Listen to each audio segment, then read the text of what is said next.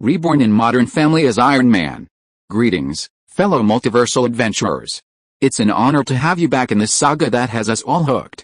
Official channel statement: this story is 100% epic fiction, so please don't attempt real magic. The results aren't guaranteed and insurance won't cover it. The rights to this masterpiece belong entirely to its brilliant original author. We are just a barge sharing it with you. Do you want to keep being part of this amazing community? Join our ninja army of subscribers on YouTube and give this content a like. And for true fans who want to support us, our Ko-Fi has exclusive ninjutsu waiting for you. Chapter 51, KFC. After trying my best to remove the idea of me getting of people's pain that Wednesday brought up, which was odd for her, I mean she was just teasing me, this all is really out of character for her, but well then again. I only know her personality form, the show where she is Wednesday, the character just being played by a person, yet here she is an actual human with her own complex emotions and thoughts which I don't understand. I drove for a bit and reached a nice KFC, which is the only thing I can think of that is currently open. Wednesday was just staring at me with her blank face, making it impossible for me to guess what she was thinking. What? This is the only place open at this time of hour? Nothing? Just get something to eat is all. I drove over to the drive-thru window and ordered for the both of us and drove to the parking lot and started eating the finger-licking chicken for Wednesday. The machine is done now. When we go back we will do the surgery too. She seemed to have frozen for a bit but just resumed eating one. I took that as a yes and we eat up the food I bought, cleaned out hands, and I started driving back to the warehouse, mentally preparing myself to do this. Jarvis must have already taken care of what I had said to Wednesday regarding the surgery after eating food, so it should all be prepared. But before that, I made a stop at a 24/7 store and went to get some necessities for such a surgery like gloves, bed sheets, masks, etc. I got back into the car and started driving back in silence when Wednesday, who was besides me, spoke. What did you get? Just some accessory items required when doing surgery, sanitizers, gloves and the likes. Are you nervous? Hell, yeah, I'm nervous. No matter how many fail-safes I build, that nervousness for something like this won't go away easily. There's really not a need to do this, James. This could very well go horribly wrong. Wednesday. I trust what I have built, because it's me who built it. Now how can I not have trust in myself? Sounds like overconfidence to me. This is an absolutely crazy plan. But? She didn't continue. What is after but? I drove the car all the way to the warehouse, which was not actually that far. I just drove at a normal speed, so it took a bit longer, and the entire trip back I was wondering what Wednesday was gonna say. I drove the car inside and saw the arranged bed I will be laying down on, along with the holographic table which was besides the bed holding the medicines and tools Jarvis created. Sigh, it's time. Are you ready, Wednesday? Hey, I should be asking you that. Well, let's do it. And I placed bed items that were an accessory I had bought from the store, which were common items. Machines that monitor my heart rate and the resuscitators and the like was built by Jarvis, as an extension to one of his arms. I removed my coat and unhooked my top part, the shirt, and lay down on the bed with my exposed back facing up. Jarvis, let's do this. Yes, sir. Miss Wednesday, please come over here and prepare according to the procedure I had mentioned previously. One thing I found truly convenient about Jarvis is that since he is always listening, he prepares for it all. For example, the items I bought from that store was from a list provided by Jarvis a few hours earlier as a necessity to get, or else Jarvis would not have done the surgery on me, as that has a high risk of danger to my life and health. I could not see much other than Wednesday feet moving along with Thing crawling and doing the procedures Jarvis had mentioned to the two of them.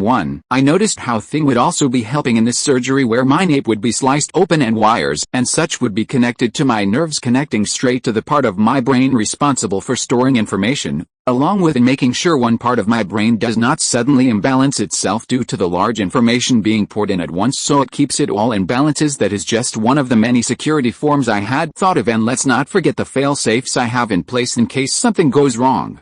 This connection to the nerves will be temporary, so after the knowledge is transferred, all these wires connecting to my nerves will be removed and my cut will be sealed back up. After all, I don't want to leave a mechanical machine connected to my nape, now would I?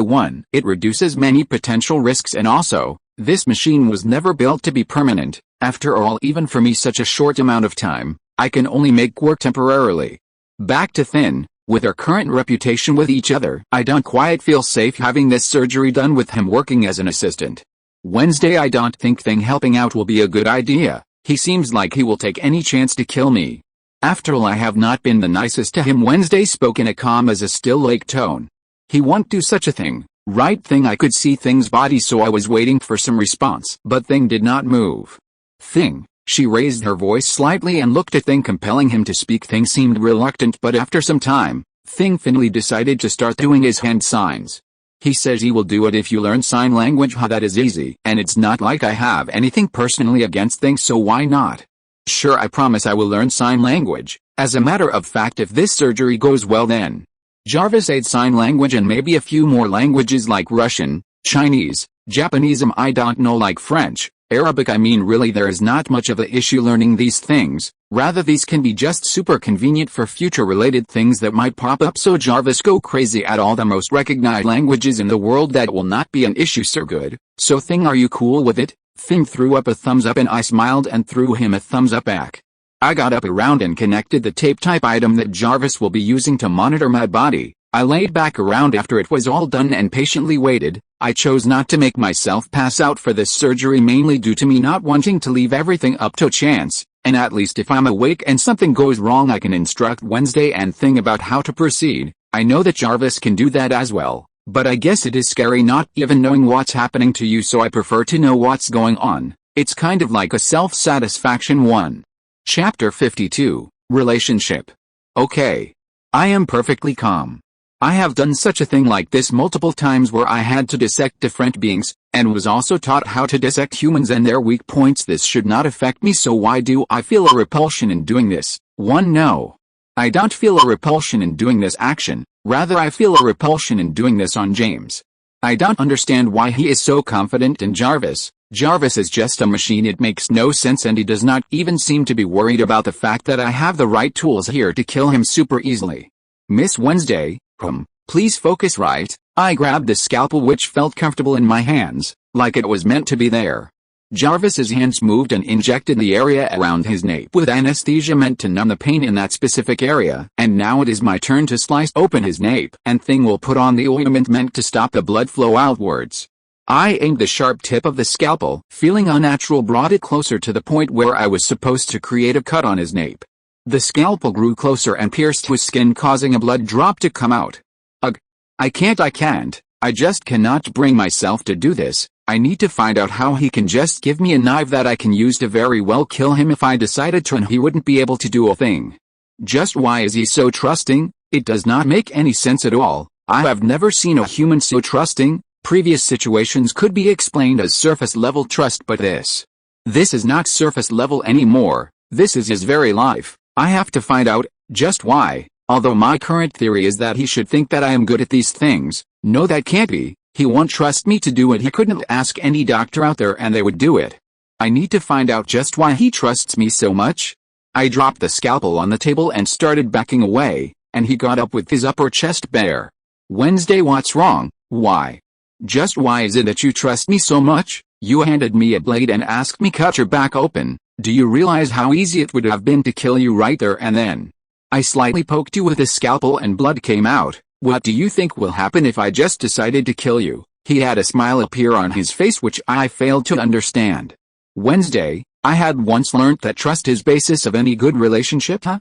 So? He got up from the bed and started walking towards me and came closer to me.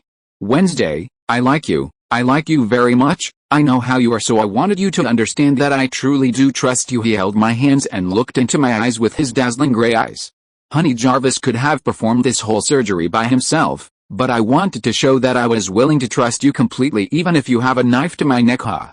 That's the stupidest thing I have ever heard. 3. He got really close and stared into my eyes, and although I wasn't showing anything much inside, however, it was a mess of emotions. The emotions and feeling I had for James were just having a field day, causing me to be a mess. Wednesday, the first day I met you I found you odd, but for some reason I had just slowly began falling for you over time. I guess you had just grown over me. 6. He is being genuinely honest, call it intuition. I realized that I myself had fallen for James over time. In the beginning I thought he was a basic human. But later, he proved me wrong, which got me interested in him, and then slowly due to his actions and interactions, I had just began falling for him more and more. I tried to run away from it and use some logical explanation according to me, but that was just excuses. James, 7. Wednesday, 3. He started getting closer and it just felt so natural and comfortable. As he got closer, I decided to finally, for the first time in a long time, truly let my guard down. I let it down and it made me feel vulnerable, a feeling I hated. His lips got closer to mine, and I closed my eyes and waited until I felt contact with my lips. It felt nice, weakest for a little while before he pulled back. Wednesday, I love you, will you be my girlfriend? 5. I couldn't help but scoff at the idea. Girlfriend? Isn't it a bit too late to ask now? Haha, it is, isn't it? Let's do this surgery, okay babe? 6. Never call me that again or I will strangle you to death. Understand? He went back to the bed and lay down on it and murmured to himself, but thanks to my special hearing I heard what he said. Maybe it's a bit too soon. Well, worth the attempt at least. The next time he calls me that or honey, which I had ignored, I am strangling him. As a matter of fact, I just remembered something he had done previously at the Poke Up Awards. But that is something for another time. Today, I felt good letting my guard down intentionally, although I felt super vulnerable and it was actually a bit of a scary experience when I let it down. But for some reason, when I was close to him and he was holding my hands, I just felt safety and comfort too. It felt nice, and it's like my body and mind want to experience that feeling of safety and comfort again, which again I couldn't help but scoff at. I grabbed the scalpel once again, feeling lighter. I only now realized how much keeping my guard up all the time against people had burdened me, and I now felt like I was super light and free, which was a pleasantly enjoyable feeling too. Chapter 53. The system does this so much better than me. I walked back to the bed after kissing Wednesday, feeling happy at the fact that I was now dating the girl I like. I laid down on the bed and felt more relaxed, letting Wednesday operate on me as I was a bit tense putting my life in the hands of other. I closed my eyes and felt the effect of the anesthesia taking effect on my back, and it felt numb.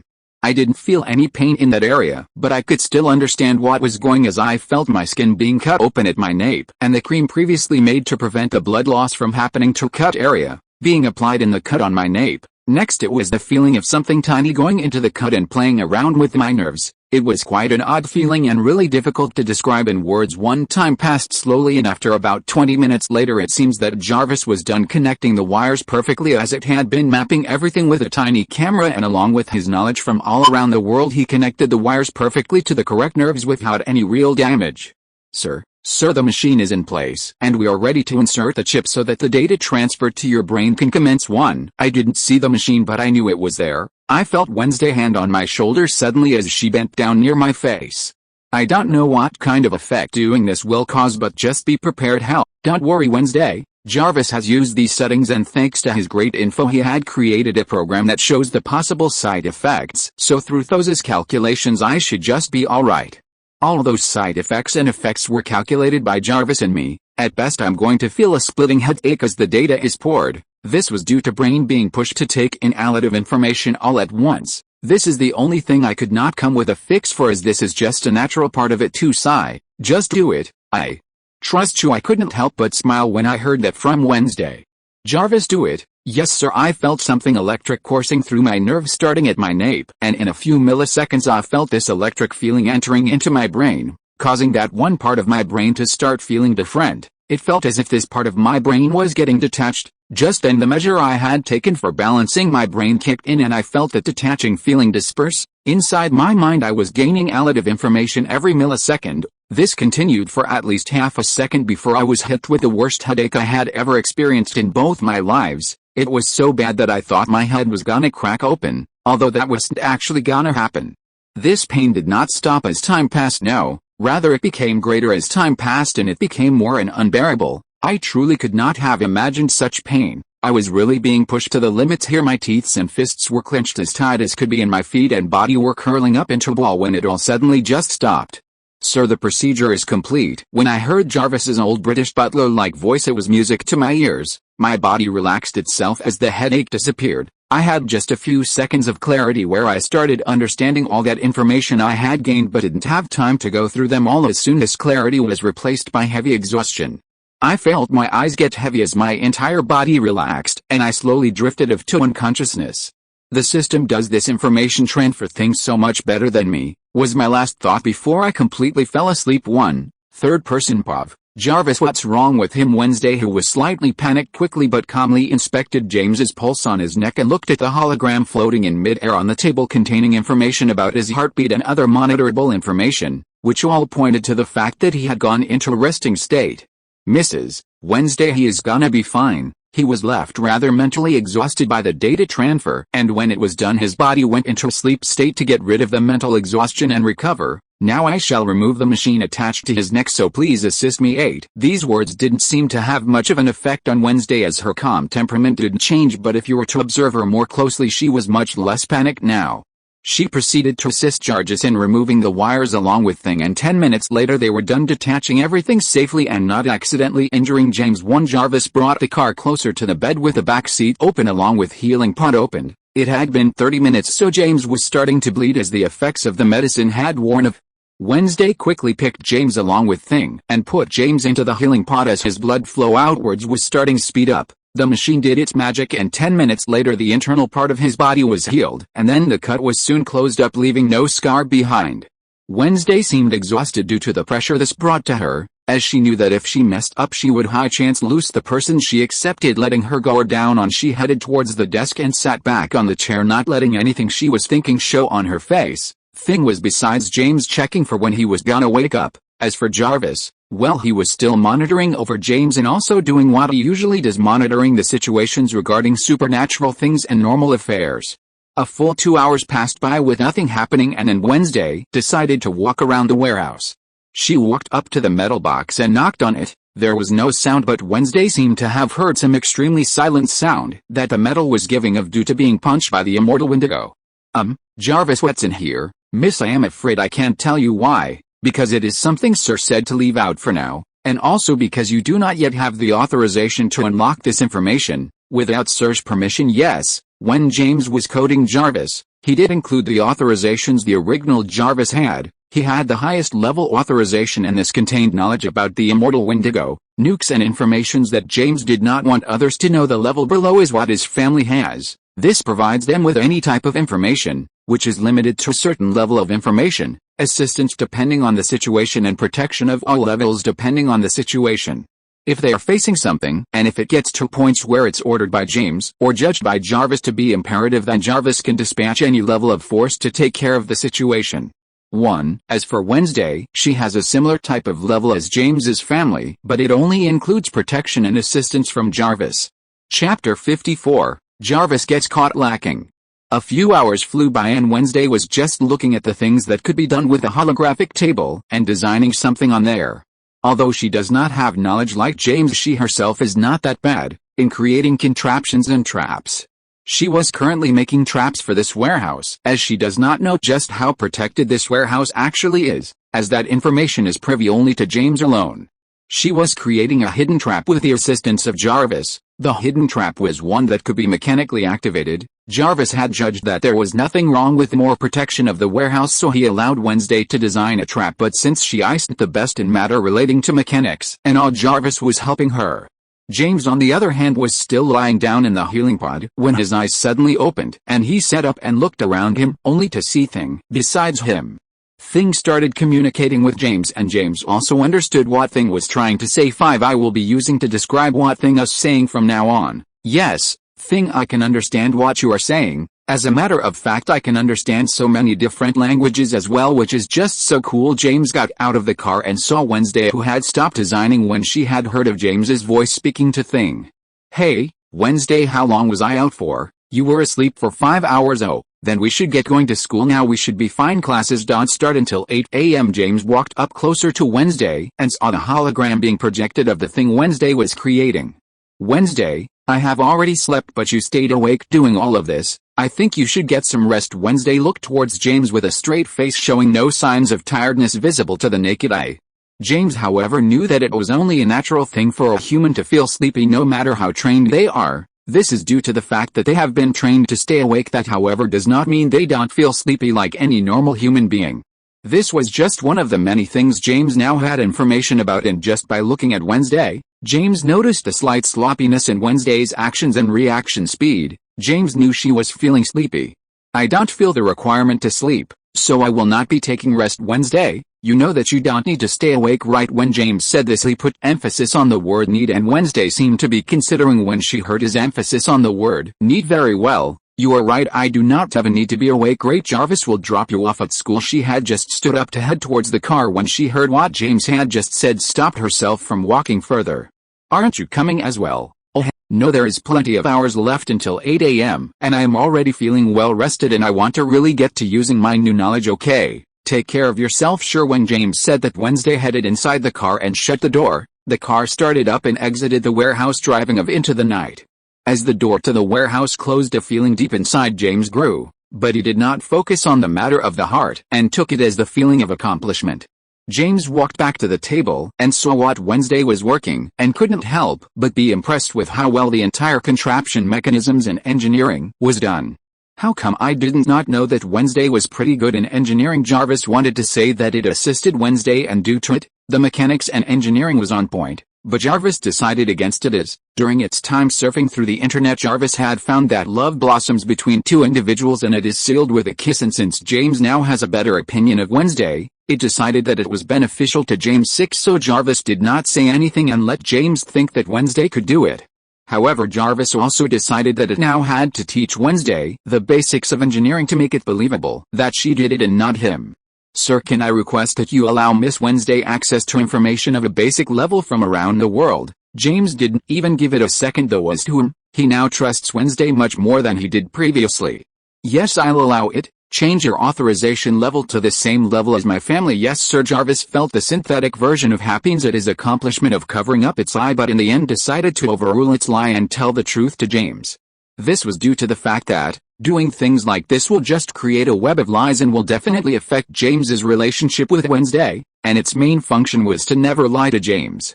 Sir, it was me who had assisted Wednesday in her engineering. I know. One. James had a smug smile on his face. He knew very well that Wednesday was not capable of doing such a well job in engineering, and this was a technological related matter, and Wednesday, according to his previous experience with her, she was not the best at technology nor at accepting help from Jarvis. Sir, Jarvis, do you want to explain yourself? If you are listening to this novel on a channel other than Fanfic World, it means it was downloaded and re-uploaded without effort. We warmly invite you to visit our channel, Fanfic World. There you will find the original version of this story and many other novels of various genres. We look forward to seeing you dive into a world of incredible novels. Chapter 55, Let's Just End It. Jarvis explained the decisions that it made, and in the end decided that telling the truth was the best for James. James kept quiet for a while and walked towards his car, and took out the laptop Jarvis is using to run on. James opened the laptop and quickly began browsing through Jarvis's codes, and looked at them all very carefully and editing some things. When he was done, he closed the laptop, and let out a sigh. For Jarvis, I have changed the autonomy I have given to you. If you are making any decision now, and I am mentally fine, then you will have to ask for my opinion in the matter. 1 Yes, sir. When Jarvis spoke, he sounded a bit different. This was due to Jarvis reacclimating with its files James saved before resetting its code after changing it. Okay. James waited for a few minutes before he spoke again. Jarvis, are you done reacclimating? Yes, sir. The process is complete. Jarvis' voice was now back to normal, and it was back to being itself. James stood up and went to the holographic table and started working on his version of the Super's Oilder serum. He did not need anyone's help on anything now, as he could create the whole machine and the serum by himself. Now too many hours soon passed, and James, who was locked up inside the warehouse, finally stepped out and was hit by the cool, refreshing air of sunrise. It was now 7 a.m., and James had decided that it was now time to go back to school. James enjoyed the refreshing air for a while before he got into his car and started driving to his school. 20 minutes later he had arrived at the school and snuck back into his dorms quietly without getting caught. He got a little bit of shut-eye for 40 minutes before he woke up again and got dressed for classes. After he was done getting dressed up, he started walking down the hallways to reach his class, when he was met with Xavier, who saw James and walked up to him. James looked slightly annoyed as he looked at Xavier, who was coming up on him. Hey James, I just want to say that I'm sorry for how I have been acting towards you. James was surprised but didn't let it show on his face. He was wondering just why would Xavier act like this. Maybe Xavier was actually sorry for it. It's fine, man. Okay. Xavier looked a bit awkward with the lack of response given by James and just walked into the class, followed by James, who did not seem concerned with anything. Rather, after James had realized what Xavier was doing, he was getting James to feel a false sense of security around Xavier so that Xavier can find out the truth. Even if Xavier is trying to get me to fall into a trap, he won't be able to succeed. Rather, I want to let him think that I am walking into his trap, and when he thinks he's got me, I'll just expose him. If I were to stop whatever scheme he has got going on now, then he might strike me in an unsuspecting way next time. I entered the class and saw an open seat besides Wednesday, so I went and sat beside her. It seems that Xavier might be having those nightmares I had mentioned about the height. Are you gonna do anything about it? James looked around the classroom and saw that Mrs. Thornhill walking into the class. I am thinking about just ending it. We don't really need to bother with all of this, you know. Wednesday looked over at James, who did not have any specific emotion on his face as he said this, and although James didn't say it, Wednesday understood what he meant as he was staring at Mrs. Thornhill as he said that. Wednesday seemed to be slightly reluctant to the idea of James killing Mrs. Thornhill. To end it, I don't want to risk something out of expectations happening and causing a danger to you, as you are the center of things here. Wednesday was thinking about it. This was almost a similar situation to what happened to her mother and father. This happened to mother and father, it's just that in our situation, Mrs. Thornhill is the person that died. I am in place of my father and you're like mom who killed to protect my father too. James looked towards Wednesday, who had a look of reluctance on her face. So you are against the idea? Sigh. I don't want my story to be similar to my parents. Hey, Wednesday, trust me, your story will not be similar to your parents. You are dating me after all. James smiled and spoke to Wednesday, whose reluctance from before had disappeared.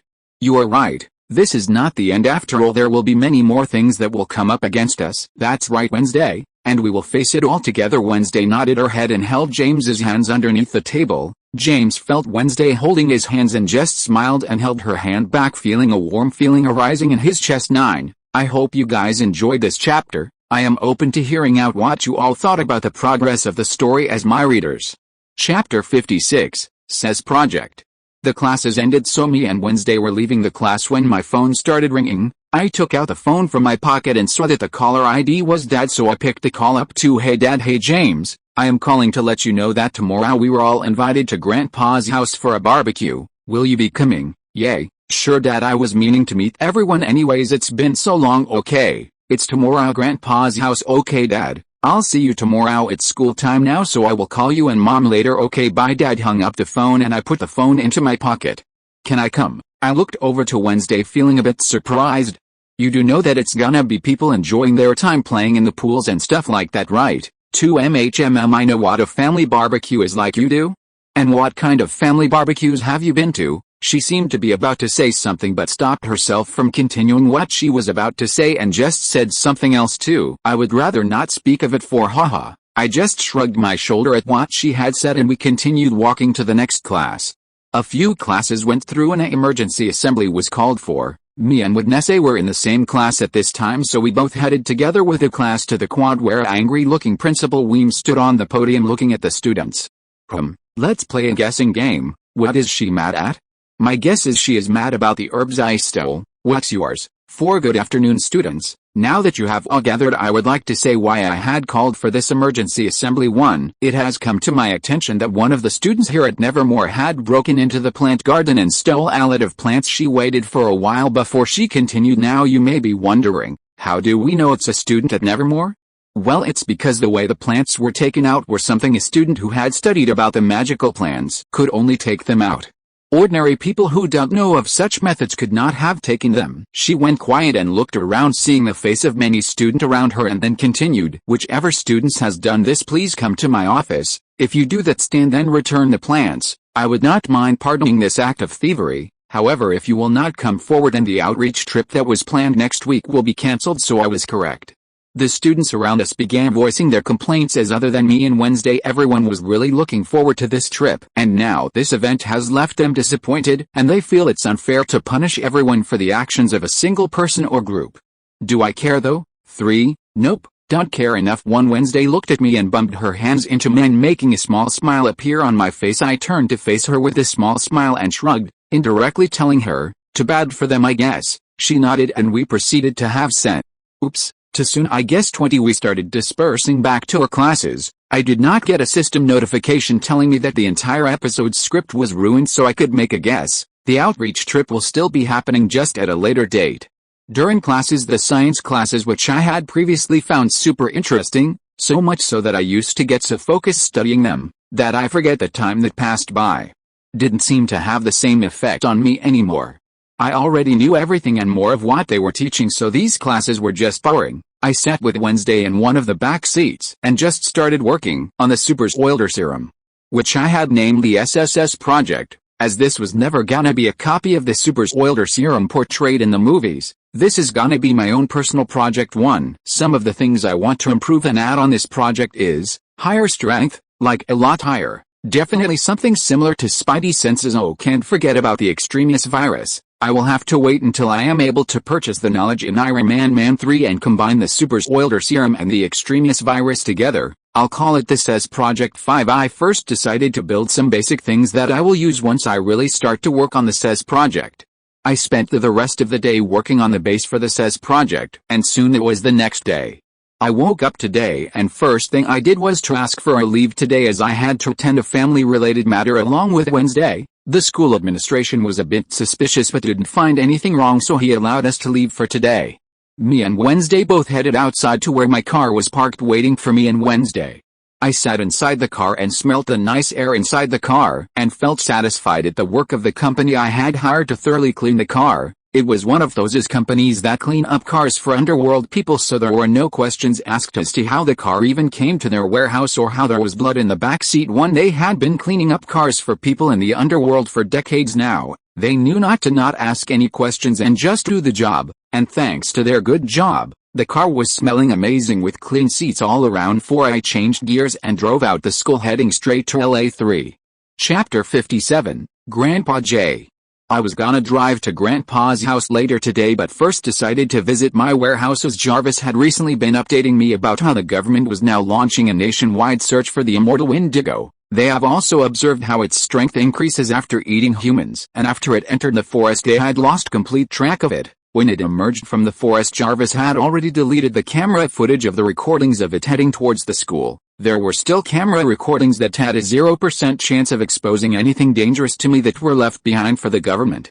So now they are in a situation where they don't know where it went. After the few recordings of it appearing out of the woods and seemed to have a direction it was heading to, and once it reached the highway area it's like it had suddenly disappeared, causing a bit of panic as they saw that it didn't disappear in a forest this time. No, rather it was in the open, and that too it could have gone anywhere from there. They also seemed to put suspicion on the fact that the cameras on the highways and everywhere around it had been deleted. There had been traces of tampering with the footage on all of these other cameras, so they had to put an effort into finding out what these cameras footage deletions have to do with the monster, as these cameras footage deletions just seem to coincidentally match with the monster's last known whereabouts. Finding out that they had started looking into the deletion of the footage, I wasn't too worried regarding this, as I had already taken this into account and created multiple patterns to throw of the investigation, so there's a 0% chance for them discovering something regarding me, and I'm gonna bet my chances on those odds. In the warehouse I spent a full 3 hours working on making the base for the SES project while Wednesday had fallen asleep on my chair, leaving me no place to sit while I worked. My legs did start aching after an hour and I considered waking Wednesday up, but when I saw her cute sleeping face I decided against it and just chose to bear through the pain.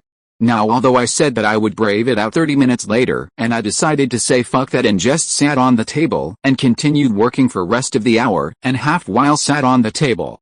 When the time was up and it was time for the barbecue, I finally woke Wednesday up and we headed to Grandpa's house. I arrived at the street where Grandpa lived and drove for a bit before I found his house. The gates were closed, so I asked Jarvis to open the gates, and the gates opened for me, letting me drive the car inside and park the car. I got out of the car in casual clothes followed by Wednesday and rang the doorbell. I waited a minute before the door opened, revealing Hayley to be the one opening the door. Hey, we hugged each other as we had not seen each other in a while for a few seconds before we broke the hug, and Hayley looked towards Wednesday. Is she your girlfriend? She asked me in a teasing light manner, and I without a shred of hesitation replied, yes, she is my girlfriend. Hayley, honey, is that James? Hayley was gonna speak more when we heard Mom's shout from the living room. Yes, Mom, and he's here with his girlfriend, Hayley yelled back, causing the noise inside to quiet her down. May we come in?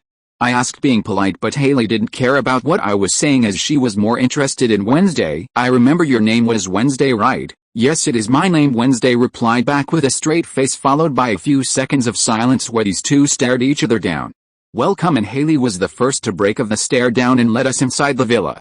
We walked in together into the living room where Mom and Grandpa Jay were watching TV too. Hey Grandpa. When Grandpa heard, he turned around and smiled at me. Hey James, I have been hearing from your mother about this phone thing you made. It seems to be incredible one. Oh, so he completely ignored Wednesday and is talking about what he is interested in. How Grandpa-like. Thanks Grandpa. As a matter of fact, I made each one of you your own phones. This makes it so much easier to contact each other. It's in the car right now. Car. Grandpa J seemed confused when he heard what James said. Oh, Mom didn't tell you about it? I asked and stared at Mom, who looked a bit awkward. Trust me, I told them, so did Dad, but they won't believe us. Mom turned to look at Grandpa with a victorious smirk. I told you, didn't I, Dad? He did make a car. Oh, I get it. Grandpa J and the rest didn't believe the fact that I made a car. Wait, you are serious? Grandpa J asked with wide eyes, looking at Mom and me. Grandpa, do you want to see it? Do I want to see it? Haha, if it's truly as amazing as your mother told me about, then I must see it. Don't you know a car is similar to a wardrobe in many ways? 3. Grandpa stood up excitedly and walked towards the door. I looked towards Mom with a bit of confusion as to what Grandpa was on about, and Mom just sighed and shrugged at me. I knew what that shrug meant, so I didn't bother thinking much about it. Grandpa is just like this when he gets excited. Come on. I heard Grandpa's shout from the entrance and I looked back to Wednesday. Why don't you talk to Mom? I will be back. Mom and especially Hayley seemed to be showing interest in Wednesday, probably because it's the first girl I brought home. Okay, was what Wednesday said, so I nodded and headed towards the entrance, leaving behind Mom, Hayley and Wednesday. 6. Chapter 58, Interrogation. I showed Grandpa the car, and he found it hard to believe that I was the one who made a completely functioning car that is so different from the others, which I couldn't really blame him for. After Grandpa asked a few questions, we started walking back into the house. James, just how have you built such things? The car, the phone, the AI? Grandpa, I learned about it from school in libraries, found some scrap materials and built a laptop from which I created JARVIS, who earned me money. Using that money I brought the materials to build all of this. I believe Mom and Dad have told you about it. 4. Yes, they did, but that does not change the fact that this is still unbelievable. Grandpa was showing a slight sense of excitement and shock. This brought out a feeling of accomplishment inside of me, and also this was amplified by the fact that this came from Grandpa J1. We walked into the mansion and looked at the living room, where Wednesday seemed to be sitting on one side of the sofa, while Mom and Hayley were sat opposite of her. The TV was switched off and they were just staring at each other quietly. 3. Me and Grandpa saw what was happening and just stopped, and we both knew that it wouldn't end well for us if we interrupted now, so we did the smart thing and just watched from afar. 3. Wednesday. Pov. So Wednesday, how did you meet James? I have never seen you in our school before or even around our area, James's sister asked me, and I was wondering whether I should tell the truth. He had visited the school I was going to and we met there. I decided to strategically leave out the circumstances and other things out. Oh, that is interesting, and this must be the current school he transferred to, am I right? James's mother sounded as if she was on the verge of discovering something secret lie, probably due to how far Nevermore is, so she must be thinking that there's no chance James would go to such a far school. No, it's not the current school, it's a school not too far away from, I believe, a 10-minute drive. James's mother seemed to have been dissatisfied at not being able to find out anything wrong with my story. I decided to, however, leave out the part that it would take 10 minutes with James driving at the speed he drives at, usually 3. I still find it amazing how he has never managed to crash. The sharp turns he takes sometimes at really high speed are something unbelievable. If you are sitting in the car with your eyes closed, it will feel like a normal turn, but in reality, a super sharp turn at high speeds was taken instead of the normal turn you felt. Oh, okay. Now, what is your deal? Hayley clasped her hands, looking at me really seriously. Hayley, that's not how you speak to people. James's mother smacked Hayley in back softly but didn't say much and looked at me, wondering herself as to what my deal was. This must be due to my lack of blinking, which I find unnecessary, and blinking leaves that small time frame where I can easily miss an attack and die, all of it which could be avoided if I didn't blink, or it could be what my deal is with James. I noticed from the corner of my eyes James and his grandpa hearing in on our conversation. Rather, he was even recording it. He truly likes that phone, huh? That picture he had once taken must still be on there. Shame if his phone were to mysteriously get destroyed. 4. I looked slightly at James and looked back at Hayley and decided to tell them with absolute seriousness, even more than usual, what my deal was. I love him. 9. When I said that, a dumbfounded look appeared on his mother's face and Hayley was looking super stunned too. I am a straightforward person. I won't sugarcoat my words like people usually do. Rather, I find it disgusting how people try to pretend to be good people by sugarcoating what they are saying and not say things while also saying it. I find that people who do that are usually hypocrites, and I have learned to not associate with those kinds of people at all costs to them. Okay, let's go back to the backyard. I think Grandpa and James done looking at the car and they must be in the backyard already. James's mother still looked really stunned. To which I couldn't blame her, as for Hayley, she had a smirk on her face, which I failed to understand the reason behind it. We all stood up and started walking towards backyard. Not before I shot a look towards James, who was recording, and he seemed to notice me looking at him, so he quickly put the phone in his pocket and looked around as if he was doing nothing too. I ignored him and walked towards the backyard following James's mother and his sister. In the backyard, Hayley took the lead in introducing me to James's two uncles. They were really friendly, but I could just sense a ton of insecurities they both were hiding. And there was his father, who got even more friendly while talking to me after James's mother had told him what I had said in the room. And there was also Gloria, whom I remember married James's grandfather recently, who I was also introduced to. She didn't seem to be able to speak fluent English and was adding words of Spanish and was having difficulties speaking English, so I decided to speak in Spanish with her. She seemed to have formed an instant bond with me when I started speaking in Spanish, which I now regretted. As I was speaking with Gloria, who seemed like she was never stopped talking, I noticed James's mother going inside the mansion. So I quickly wrapped up the conversation and looked around for one last time. There was his brother Luke, who was playing, no more like annoying Gloria's son Manny and spraying him with a water gun. I looked over at Alex, who seemed to be doing nothing and looked rather lost in her thoughts. I remember how Alex was previously, but now she looked so much more different. She seemed to have lost a significant amount of weight, yet no one seemed to worry about that, which confused me, as normally in such a family like this they must be worried as to why their daughter had lost so much weight in such a short time compared to how she was at the wedding. Yet they don't seem concerned at all, for she was much skinnier than before, and since I was not a person who likes being in the company of other people, with exceptions such as James, I didn't go up to Alex and talk to her, but rather I followed James's mother, who had left the back doors open, which I crossed through without much noise and headed inside. Chapter 59, A Confession. Claire's Pov. I love him. When I heard that, I was shocked. I could not believe what I was hearing too. This girl, who is the same age as James, can so confidently and seriously say something like that straight to his mother. I don't even know what to think of. It's stunning how someone her age can say this with full seriousness with a completely straight face. I could also pass it off as they are young or they will grow up, but she for some reason is giving a absolutely serious feeling to me, which I can't even explain how she is doing that. The atmosphere here is now beginning to get awkward, so I decided to go to the backyard to clear up some of this awkwardness.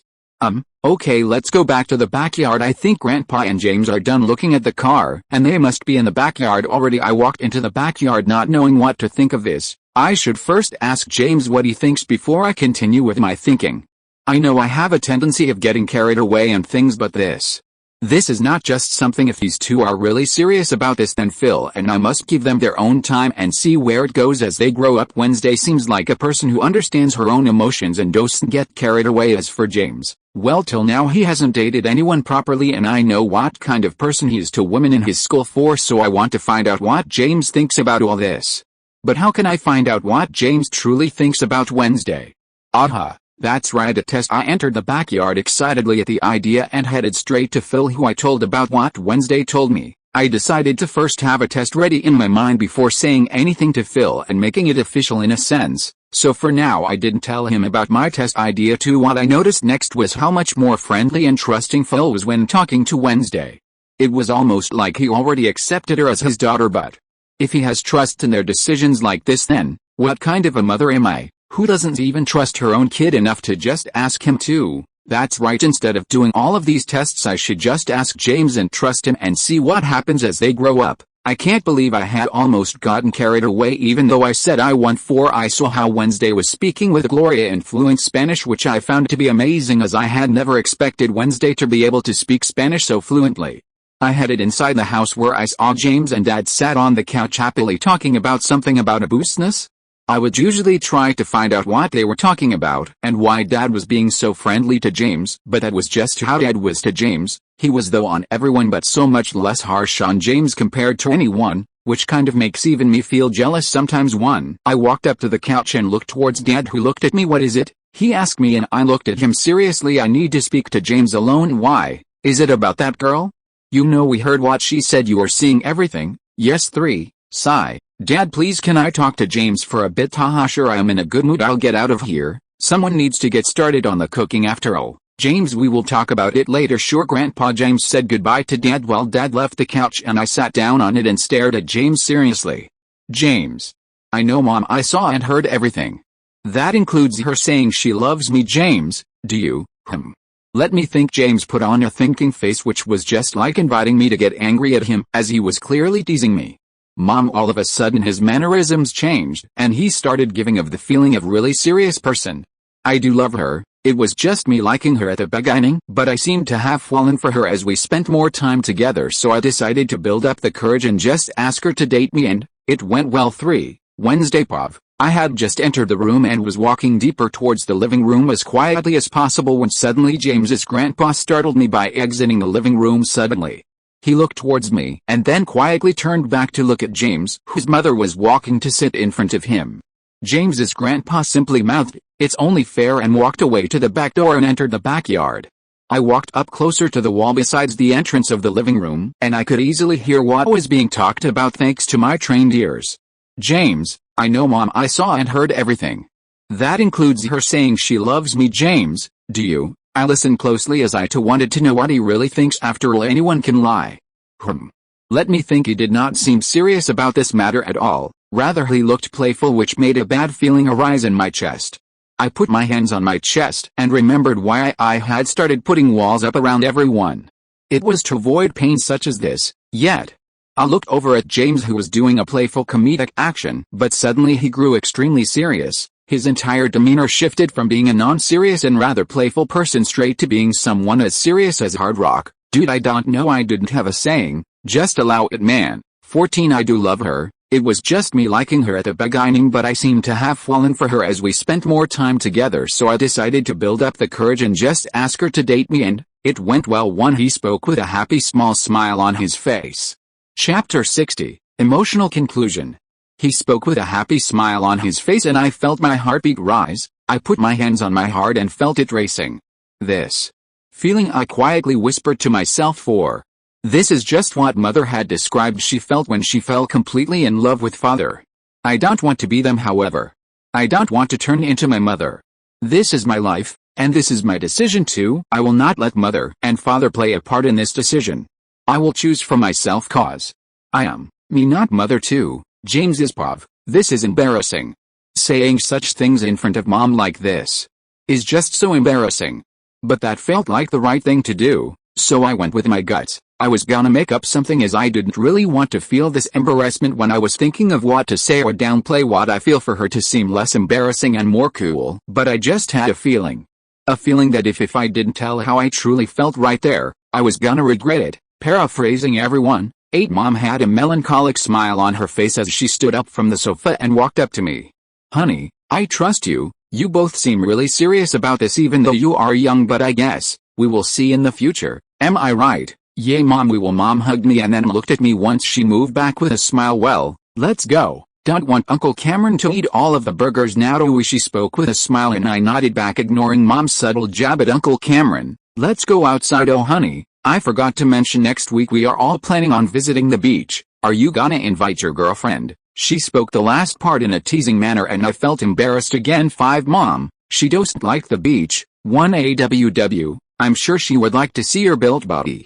Girls love that kind of stuff. She cut me off before I even finished speaking, causing me to get slight annoyed at her teasing. Ugh, Mom, I'm going. I couldn't take the embarrassment and teasing, so I started walking away fast, but Mom held me back. I'm only joking. You seemed so serious back there and I was wondering where my Jamie went. Haha. 1 I couldn't help but chuckle at that as we walked into the backyard together where Grandpa Jay had the barbecue running, flipping some burger patties on it with a beer in his hands. I looked around and saw all the happy faces and felt fulfilled being here with my family. I looked over at Alex, who was just sitting there alone, and I knew why, so I went over to her to talk it out with her. This punishment has really been devastating to her. I mean, she used to get like this when me and Hayley used to steal her books and hide it so she couldn't find too. She used pace all around the house worrying about where her books were, so much so that she lost a crap ton of weight due to stressing and all that pacing around. We did it a couple of times before me and Hayley eventually felt bad after having some fun with pranking her, and we decided to stop.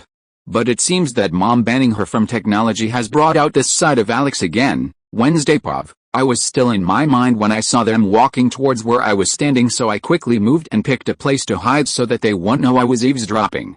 They passed by and I let out a sigh of relief. I couldn't believe it still, I had just fallen for him. Just like that. I walked around dazed for a few minutes and thinking everything through. In the end I accepted it.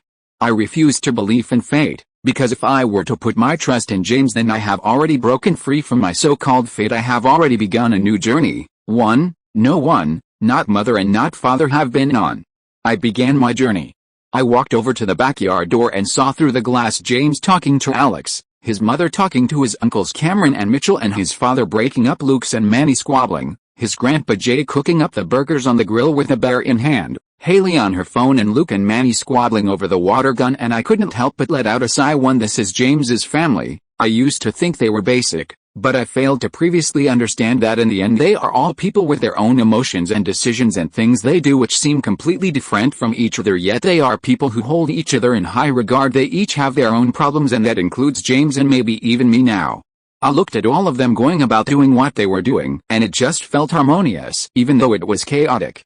I guess this is what a family is. One, it seems that my family does not seem so different at the core of it. Our families are different yet so similar. They are okay, I won't hear it. 2, a tiny smile appeared on my face, but this smile didn't hold any malicious intent behind it. It was a smile of care which I didn't think I was even capable of. It seems their family just has some sort of a magic to it. 5. Maybe I should investigate it, or I can just ask James the answer to my question, which logically is so much easier. Chapter 61, a deal she can't refuse. James Pov. I walked over to Alex too. I guess make her feel better. I am worried about her losing all that weight. I grabbed a picnic chair no one was using and set it down beside Alex, who looking moody. Hey Alex. I sat beside her and waited for her to respond, but she didn't say anything and acted like she was ignoring me. Alex Pov. I watched everyone doing their own thing, but I did not feel like I was really present. Right now I just wanted nothing more but to go and learn and try more things, yet I am stuck here. I looked over at James trying to hold back a laugh as he seemed to be remembering something funny while staring straight at me. This bastard. Is he holding back laughing at me? This just annoyed me to no ends. I don't know why he is trying to hold back his laugh, but I think it has something to do with Ian being like this, which just infuriated me even more than before. I ended up like this because of him. If he hadn't told me something so crazy, would I ever have such an impulsive reaction? No. I wouldn't. James walked over to pool and took a white chair that no one was using and started walking towards me, probably to talk to me, but I didn't want to talk to him at all too. He brought over the chair, greeted me, but I ignored it as I was mad at the situation I ended up in, all because of him. Alex. Hey, he waved his hands in front of my face trying to get my attention in his own comedic way, but I didn't respond. Come on Alex. I didn't want to talk to him at all, so I ignored him again, and he let out a tired sigh. James is Pov. Sigh. I know she must think I was the one responsible for getting her in trouble, and I mean, I definitely played a part in it. Maybe a major part, but nonetheless, I can't let her keep losing weight because of all this stressing. Me and Hayley stopped hiding her books because we felt bad and also worried about her, and now the same thing happened, and it was due to me. I looked over at Alex, who had turned her head away from me with her arms crossed, trying to show me that she is ignoring me, which I found to be funny, and smiled at it. Luckily she wasn't facing me, so she didn't see it, or else she would be even madder than she is now. Alex, how about this? Once your punishment is over, I will let you do anything online as long as it does not interfere with the real world or is at a really high level, such as things involving nuclear bombs, state secrets, or taking huge sums of money etc. And the things you do will all obviously be monitored by JARVIS, and your traces will be cleared so no one knows what you did except me, of course. Too, I won't go around snoping, but if it crosses a certain level then I will be informed. The condition is that I will allow you to do everything on the condition that you won't keep it a secret like last time. She looked slightly at me and seemed to be considering it, but then turned her head away from me. She wants more, huh? Alex is Pov. Maybe that would have been enough to fix this before, but now prices have gone up. That's what he gets for laughing at me. James is Pov. Alright then, I'll make a deal she can't refuse. How about you can do all of the above, plus I will negotiate with Mom to let you have free access to the computer on weekends. She looked at me considering what I had said, although I personally feel like that was just an act and she was really excited, but hey, who am I to be so sure of what she is thinking? Alex Pov. Deal. I don't even need to think about it. This is great. but I can't let it show on my face. I looked over at James for a few seconds but I couldn't help but smile. Sure, James Pov, so the serious face was just an actor? Claire's Pov, looking at the smiling Alex, it seems that James has managed to do something about her. I looked over to Phil who had a smile on his face looking at James and the smiling Alex. I know you went in to talk to James, Claire. What did he say? He was serious about it. I remembered his seriousness back there and held Phil's hands to comfort myself and leaned on him slightly. Phil. Doesn't it seem like James is just growing up so fast? Phil put his hands on my arm and brought me closer to him.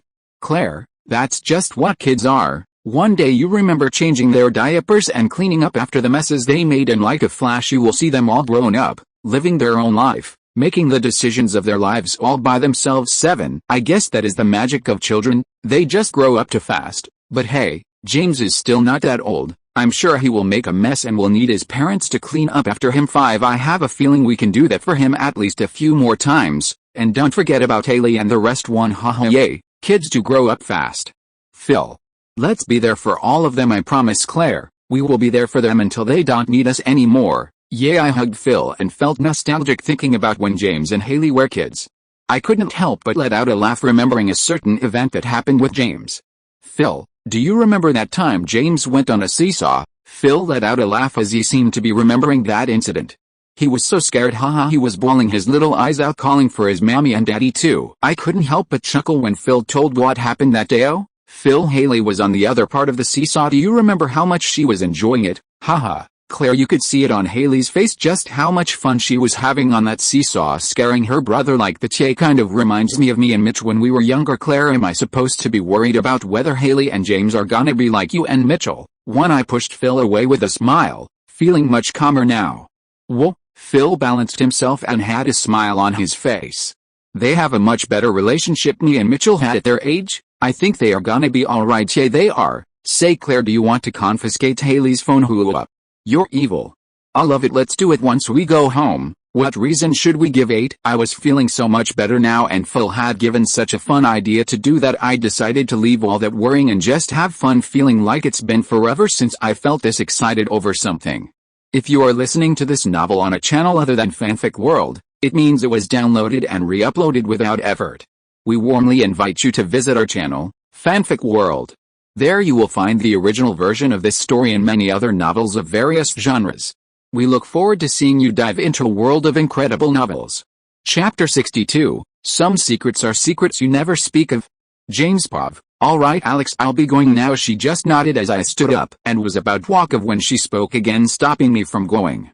James, so it seems you brought that girl from the wedding over. Are you dating? Yes, we are dating. Oh, cool, but hey, don't you find something off about her? 1. Like what? I don't know, it's just something off about her. I can think of about 10 things regarding what's off about Wednesday, but I decided to keep that to myself. 1. Who knows really? I replied to her with a shrug and then walked off.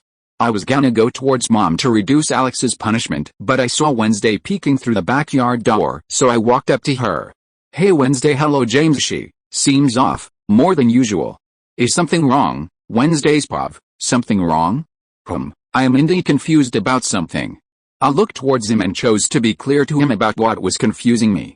James, I don't know how to act around you anymore. What? A confused look appeared on his face as he didn't seem to get what I was saying. I mean that, I don't know how to act around you anymore. I had always had a wall around me and had a personality to people, and that's how I was to everyone. But now you are someone I don't have my walls around, and I have never had someone like that before. Therefore I don't know how to act around you. Like, am I supposed to do something a normal girlfriend would do? I don't know. He looked at me and a smile appeared on his face. He seemed happy enough to let out a laugh. Wednesday, you don't need to act, just do whatever you feel comfortable. Say, Wednesday, now that we are dating, I have something to tell you. It's related to the both of us. What? Let's go, I'll show it to you. Since James wanted to go out with me, he told his family and told them that we both would be back soon. They didn't seem to mind and told us be back in 30 minutes, so we left the house in his car. I turned over to look at him driving, and felt happy remembering what he had said at the house to his mother. Where are we going? 1. He was silent for a few seconds before he spoke. Wednesday, I have some secrets I want to show you. He went quiet once he said that. I like digging up secrets. I had an idea about the secret he must be talking about, It must be regarding the thing I had asked Jarvis about, and it said that my authorization was not at a level where I was allowed to know about that metal box that was producing the small waves of sound. I kept silent the entire time, wondering about what James had said earlier about acting how I felt was right around him. However, no matter how much I thought about it, I still didn't know what it is that I feel natural. I have never tried something like this, but hey, since when was I someone who backed down from a challenge?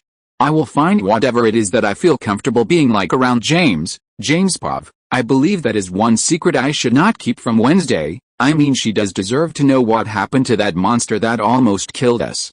And now that this relationship is actually happening, I don't want to mess up and hide it, as it's just not worth the trouble of hiding it.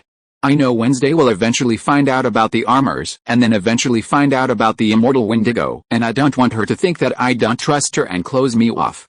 I drove the car. Wednesday was quiet the entire car ride, and she seemed to be thinking of something, so I didn't interrupt her and just drove the car quietly, and very soon we arrived at the warehouse. The gates opened and I drove the car inside and parked it as the doors closed behind us. Wednesday Pov. He started walking towards the metal box and waved at me to follow him. We both walked up to the metal box, and I could still hear the small sound waves, but now it was lesser and at higher intervals. Wednesday, do you remember that monster that attacked us? I looked over at him, already having half a guess ready in my mind. I didn't know how this was possible for him, a normal human, to do what I am thinking he has done. After all, according to him, it's a immortal monster. I still find it hard to believe the fact that a monster that is completely immortal even exists. If it did, then it must have left records throughout time, yet there is absolutely none. James looked at the box in front of him with a straight face. Jarvis, opened the box, he ordered Jarvis with loud voice. Affirmative, sir. Clang, clang, clang. Clang. Metal on the huge box seems to have started shifting at accelerating pace, and it all slowly unraveled itself, leaving behind metal square bars. The cage seemed tough, but it looked ordinary. I knew the cage was not what James wanted to show me, rather it's what's inside the cage that he wanted me to look at. Inside I saw a skinny yet tall monster, with that same terrifying face I remembered from the restaurant, yet this time it had none of the ferociousness I remembered very clearly too. Its head seemed to have been recently damaged, as a huge part of it was blown off. What was shocking to me was that I noticed blood slowly but surely climbing up its body and re-entering its body. I turned to look at James, who intently stared at the monster in front of us and spoke. It's immortal. It's a beast that cannot die no matter what. It will always heal. When I fought it, there was a short period of silence, as he seemed to be remembering something painful.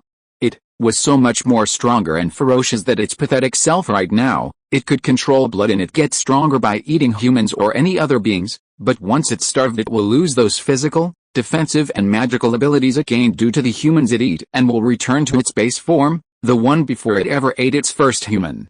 Right after it was just transformed, I stared at the monster with curiosity, wondering just what does this thing have that makes it immortal and gives it those abilities, and what James meant by right after it transformed. I looked over at James and wondered just how he defeated the more powerful version of this monster, and wondering whether he had seen this monster transform. It seems to me like he knows how it transformed.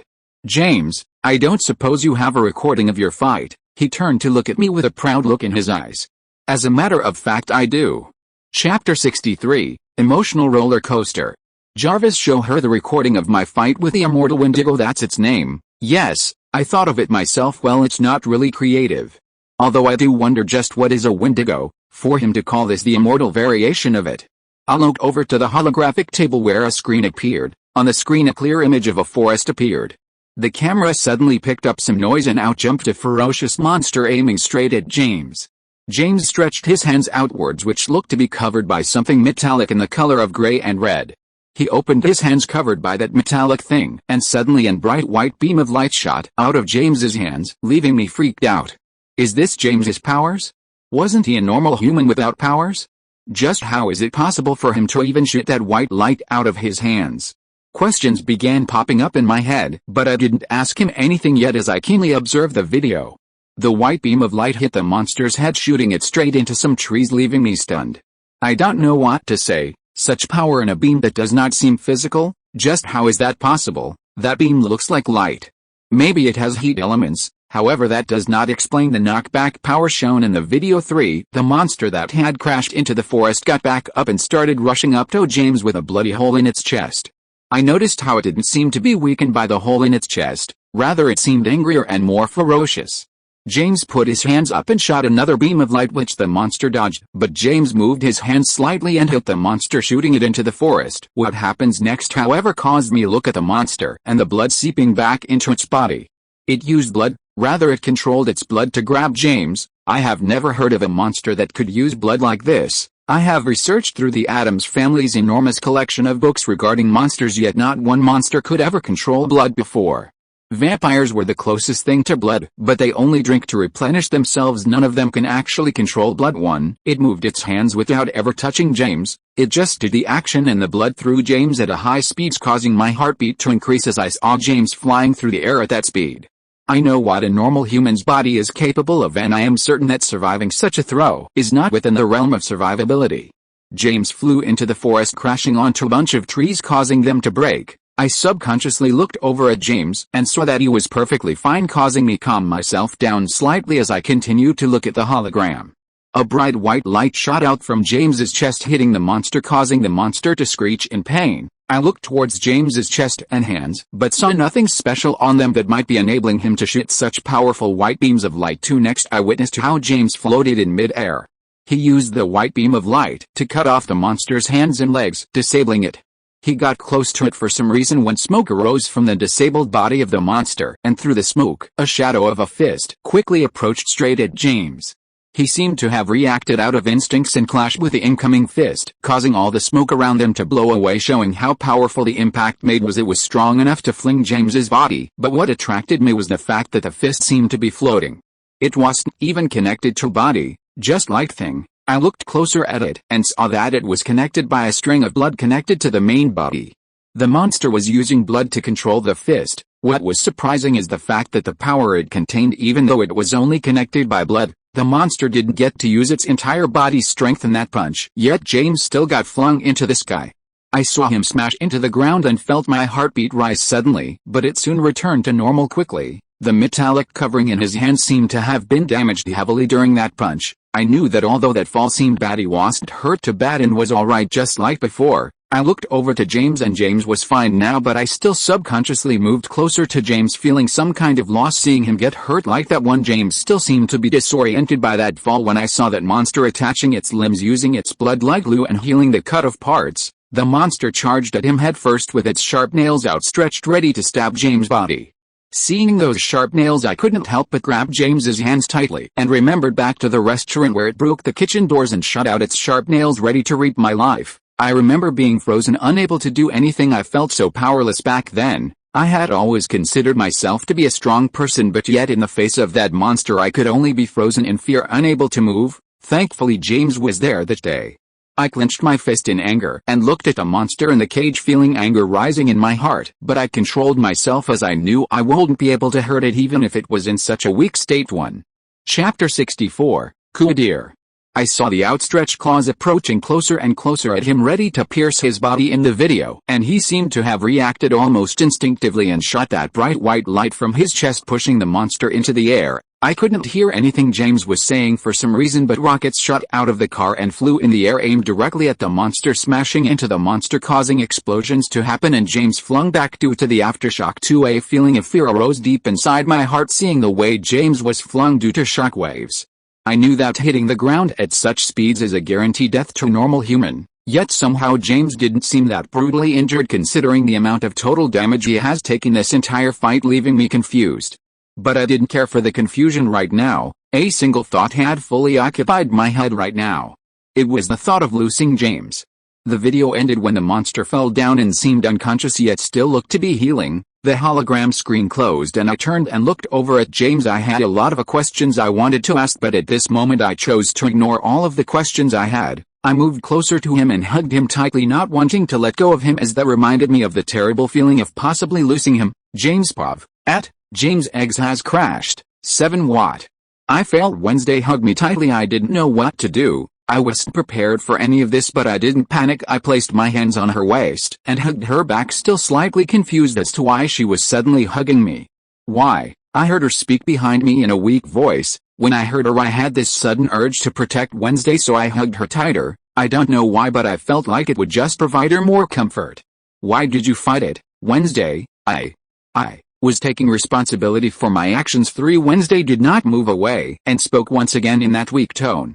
Did you ever stop to consider what I would feel like if you were to die there? 1 I was left stumped when she asked me that question. I knew damn right I didn't think about how Wednesday would feel, as at that time we weren't even this close. I was gonna say that we weren't even dating, but my manly instincts seemed to have warned me not to say that, as the consequences could be dire. As for the immortal Wendigo, I had severely underestimated that monster. I was confident in my strengths back then and overestimated myself, and then reality slapped me right in the face, reminding me about how I don't know everything and can't underestimate any freaks of nature such as the immortal Wendigo. 3 I felt Wednesday, who was in my arms, and felt like it would be right to comfort her right now, as that was what she needed the most. 1 I have never truly been in a relationship, so I was really just hoping I was right here. Wednesday, I love you, okay? I won't just die that easily. Wednesday stepped back and looked at me straight in my eyes with utmost seriousness. You better not die, or else I will bring you back to life and make you suffer for dying. Oh damn. She is a Yandir. Now that I think about it, I should have seen it coming. 11 I held her hands, not really minding what she had just said. Wednesday, I promise you I won't die. I have a full life to live. Previously I had underestimated my strength and then proceeded to have gotten beat by that monster. But I promise I won't underestimate anything ever again. And I mean, in the end I won either way, so it turned out well, right too. She seemed to be considering what I had just said, and after a few seconds she seemed to be satisfied with my answer as she nodded and went back to her normal straight face. Just what is that monster? I should explain this to her properly, although I wonder should I mention to her about the TV show. Wednesday, do you remember how I mentioned about your fate? Yes, but what does that have to do with this unkillable monster? When I changed your fate, the consequence of disrupting the fate of yours and many people related to the skull was the creation of the immortal monster. The TV show bit is a conversation for another day, I concluded. 2 But how is that related with the creation of an immortal monster? I sighed and then proceeded to teach her what and how the supernatural particles work and the immortal Wendigo's source of power, which was humans. Wednesday's Pav, James told me about the supernatural particles, which was the reason for the creation of this monster. I tried remembering whether I had maybe read about this once, as it sounded somewhat familiar. Aha. That right, I remember hearing about this theory from my uncle when I was young. Back then everybody had passed it off as bogus, but here James is telling me about it. Uncle's theory went along the lines of what James had just explained. Our world contains elements that contain rules which enable us to have abilities and allow for werewolves, vampire and other things to exist. He believed that we were given powers on luck thanks to the particles which contain the rules for abilities and race. James' theory is similar, yet what he is saying is that there exists other types of supernatural particles unrelated to us, and there are many in the world, and that monster is created when the different supernatural particles collide, removing the one solid law all throughout the different particles' death, creating a being that is immortal and unable to die. 5 This concept seemed to really interest me, but for now I decided to leave it. I decided to ask Uncle the next time I saw him about this, but for now decided to trust James, and another question arose in my head.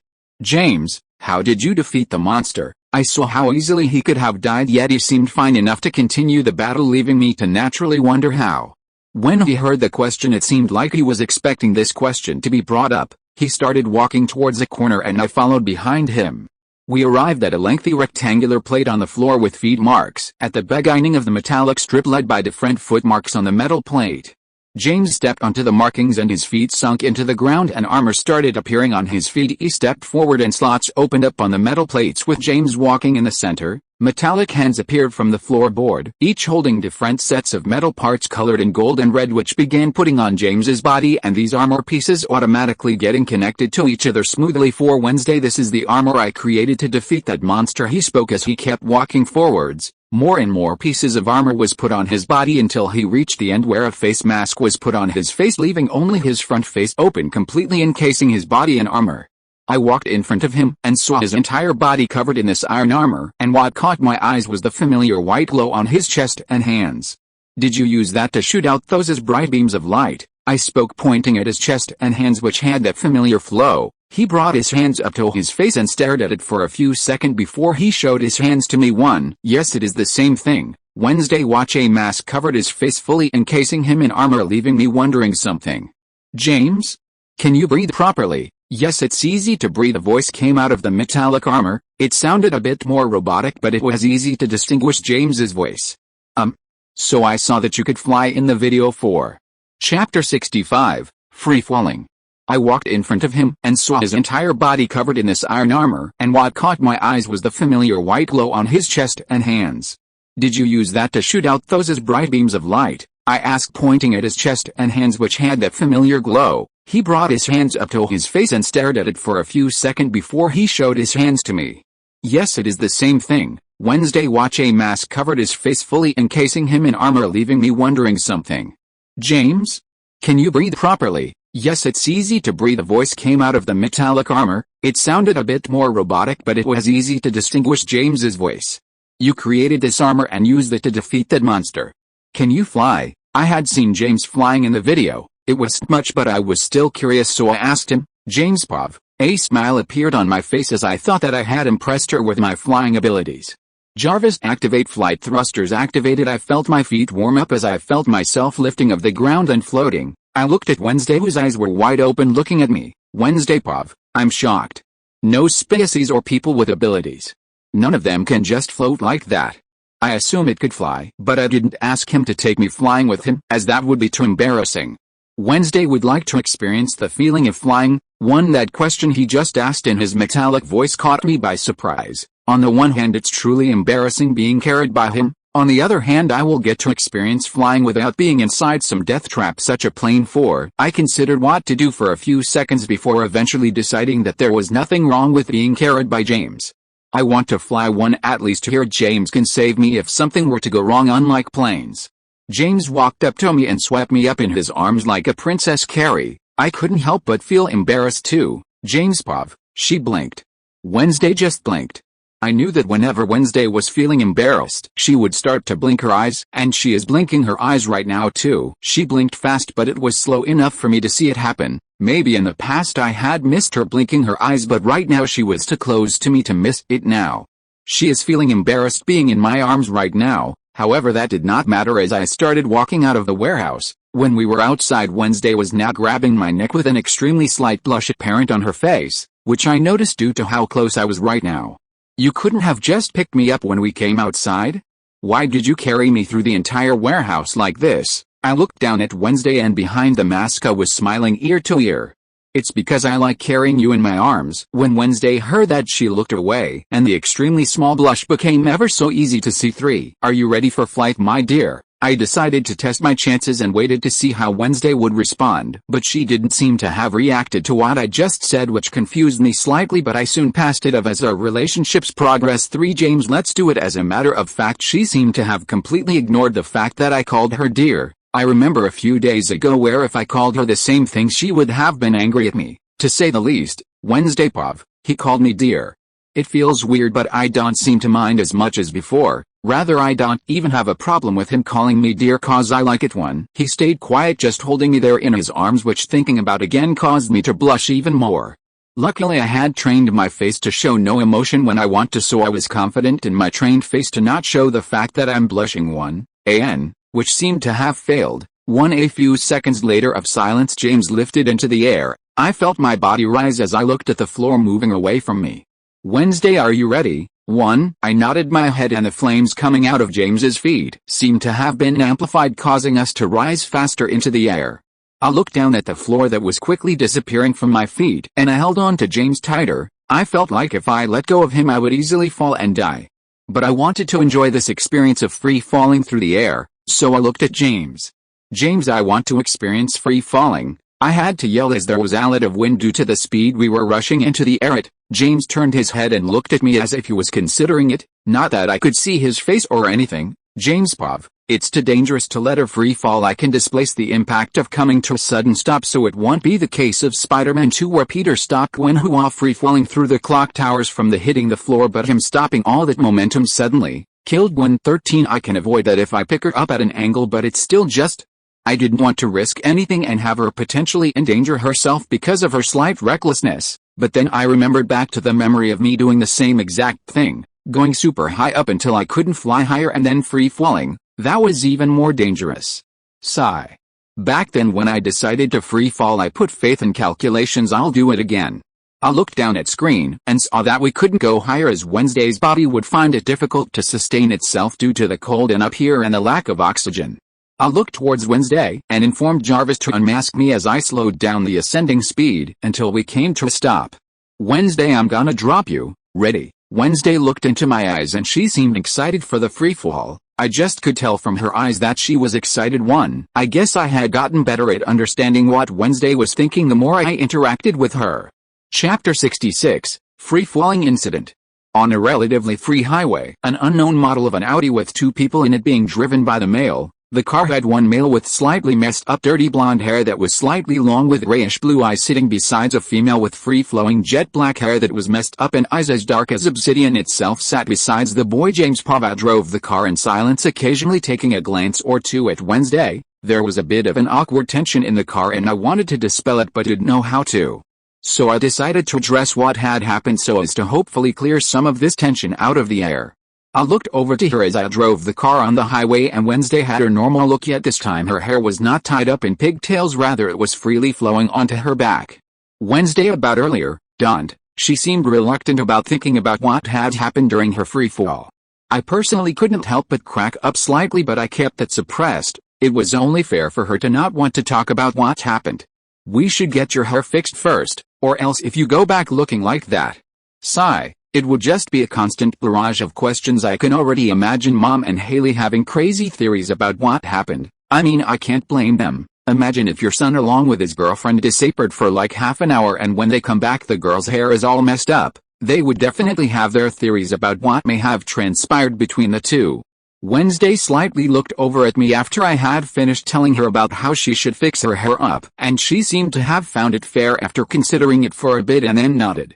"Fair enough. But I can't do my own hair, it's usually taken care of by Thing." Well, that's certainly new information. Wednesday is a person who was taught to be self-sufficient since young, yet she can't even do her own hair. Now I was getting curious as to why she was never taught such a basic thing such as fixing her own hair, so I let my curiosity get the better of me and I asked her one Wednesday, "How come you need Thing to do your hair?" She stared at me quietly for a few seconds before deciding to speak.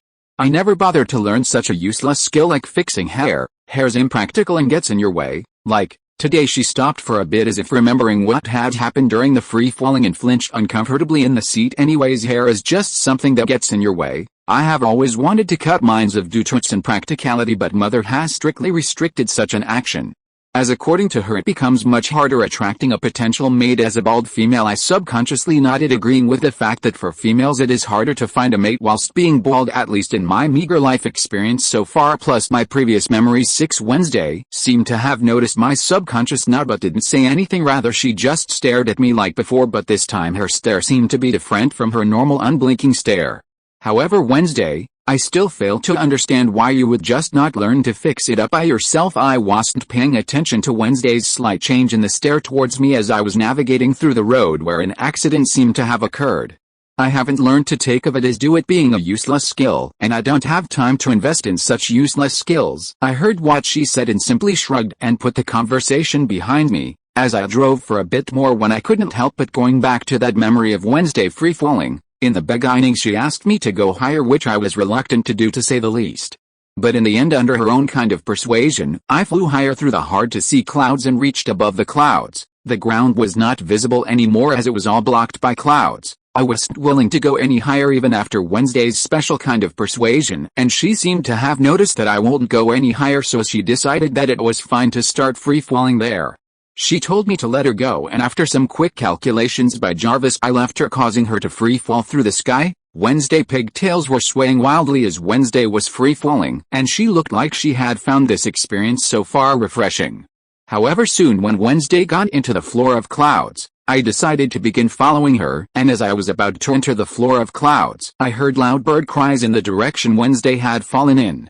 I quickly flew to the noises only to see a flock of birds that seemed to have been flying together in the clouds solely relying on their internal navigation had evidently met with a free-falling Wednesday.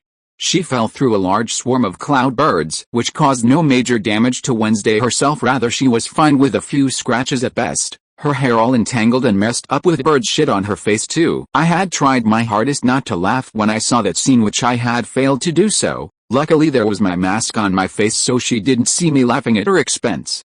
I quickly went ahead and scooped Wednesday in my arms at a steady pace so as to not hurt her.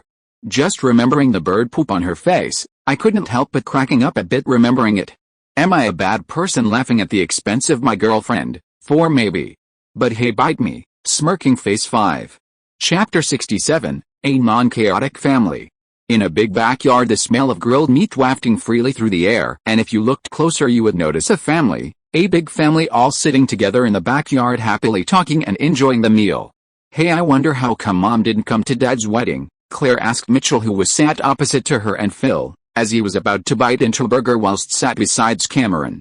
I don't know. Last I heard from her she said that she will be going around America for a while to find herself. I don't know why she didn't attend the wedding. She was pretty adamant about coming to the wedding before 3. Mitchell tried thinking about what reason Dee would not attend, and Claire took a few more sips than intended from a wine glass when Jay interrupted. Let's stop talking about Dee. Who knows what goes on in that woman's head? Let's enjoy what we have got here. Jay seemed reluctant talking about Dee in front of Gloria, so he diverted everyone's attention to the food. And don't you guys know, James is gonna start a company for himself, with me investing in it to get it running. What? Claire, Phil, Mitchell, Cameron all said at the same time, looking equally as surprised about what Jay had just said, and they turned to look at James. James, who was sitting beside Hayley and Wednesday and seemed to be enjoying the burger, froze and looked around. James Pov, says who? I didn't say nothing about starting a company. I said I'll think about it. I will think about it. Everyone was staring at me, making me feel this urge to speak, and I mean by now everyone was. Grandpa, I'm not sure starting a company is a good idea. I want to focus on school right now. Haha, James, you've got a certain talent, so what's school gonna do for you? Don't you know school is used to teach students skills that's gonna help them earn money, and since you already have the skills, what's the point of wasting time on school? 3. Grandpa, maybe it's too early to be thinking about starting a company. Nonsense. The earlier the better. You have such an amazing product just sitting out there. What's the need to wait so much? One. Grandpa seemed reluctant to back down, and everyone was staring at me, so I couldn't just refuse again, as that would probably sour the mood of Grandpa, and I don't want to do that. He seems to be so happy ever since he got married. I don't want to dampen down the mood anyways. Dad, even if James were to start a business, he's too young to be able to manage it, so there is no point in him starting that business so soon. Mom decided to interfere as there was an awkward silence growing on table. Jay, Claire is right. James is too young to properly do business. Gloria also intervened and tried convincing Grandpa, and that seems to have sort of done the trick, as he looked over at Gloria and then back at me, seeming reluctant. Okay. Fine. He seemed to have backed down and started eating the steak he cooked only for himself. Dad, why do you want James to start a business so young anyways? Uncle Mitchell asked Grandpa Jay the question that was floating around in my head. It's nothing. Let's just enjoy the food. Grandpa did not provide an answer and kept his head low and just kept eating. Uncle Mitchell looked towards, and Mom also didn't know what was happening, so we just silently continued eating the food until Phil spoke again. So hey, Mitchell, I heard you guys were planning on adopt. Woo. What was that for? Oh yeah, I had heard from Hayley one day that when Uncle Mitchell and Cameron had come to our house for dinner, Uncle Cameron let it slip that they were thinking of adopting a baby, and then they had basically begged Mom and Dad to not tell Grandpa about it, which must have been pretty funny to see. Unfortunately, I wasn't there to see it. So when Dad was gonna talk about their adoption plans carelessly, probably because of the few drinks he had before the lunch, it seems that Uncle Cameron, who was sat opposite of him, gave him a quick kick on the leg. His expression had changed as he was now staring at Dad with squinted eyes and a serious face. What? Did I hear Phil say you two were thinking about adopting? Grandpa Jay's mood, which seemed down, changed really fast as he was now beginning to laugh. God, I can't wait to see what you two screw-ups will do. But seriously, adopting a child who is gonna be the mother? Uncle Cameron looked ready to announce their decision to adopt a child proudly. However, from my angle I saw Uncle Mitchell put his hands on Uncle Cameron as if telling him to stop. Oh Dad, no, we were just thinking about adopting a dog, Uncle Mitchell meekly told Grandpa. It's so weird, as I have the image of what Uncle Mitchell will be like in 11 years, and the current him just does not match up in boldness to his future self. And even Grandpa was as nice as he could get to Uncle Mitchell and Uncle Cameron in the future, which I found it hard to imagine seeing them now. Oh, now that I think about what all happens in the future, I think I may have an idea as to why Grandpa Jay was pushing me to start a business too. However, for now it's only a guess. Grandpa looked over at Mitchell and laughed again. Mitch, I don't know what is worse, a dog that craps everywhere in your house or a baby that is no better. Haha, how weird. Seeing as Grandpa loved his dog in the future, yet Here he is crapping on dogs. Well, now that I think about it, it did take time for Dad to get warmed up to that dog in the beginning. He wanted nothing more than to throw the dog away. It's funny how Gloria was the one who ended up suffering because of the dog, haha. Dad don't bully Mitch so much, huh? Mom is defending Mitch. How very uncommon of her to do. He might start crying, huh? Nope, still the same mom. Claire, come on, don't be mean to Mitchell. Dad, who was sat beside Mom, asked her, and Mom stopped her laughing slightly and looked over to Uncle Mitchell. Okay, Mitch, I couldn't help it. However, I don't know about Dad. I looked over at Grandpa Jay, who was freely laughing his ass off. Then I looked towards Wednesday, who seemed to be enjoying the chaos in my family. Chapter 68, Hayley is built different. Wednesday, who was besides me, seemed to have been amused watching all of this unfolding at the table. Mom, Dad and the rest began chatting amongst themselves, so I looked over at Luke, who was playing with his monster truck toy, whilst simultaneously letting his burger get cold, making me want to take it from him and eat it myself. Manny, on the other hand, was elegantly eating his burger. I know how Manny is from the show, however it's still odd to see such a young child acting like a matured adult. Manny seemed to have noticed something was off as she shot a quick glance at me, but I had moved my gaze away from him just in time to not be seen and continued eating. Manny just put his head down to focus on his food while also occasionally taking glances towards Gloria 3. I glanced at Wednesday, who was paying attention to the adult speaking, and I was getting bored, so I was gonna talk to her when I felt my sides get elbowed. Currently I didn't have a super enhanced body or anything like that, so that elbow just hurt pretty bad, and to make matters worse I felt a sharp pain in waist, making me instinctively grab my waist and rub it softly as I looked towards Hayley, feeling the sharp pain in a weak spot such as the waist. What? I asked, feeling annoyed while facing Hayley, fully letting my annoyance that pain was causing to be shown on my face.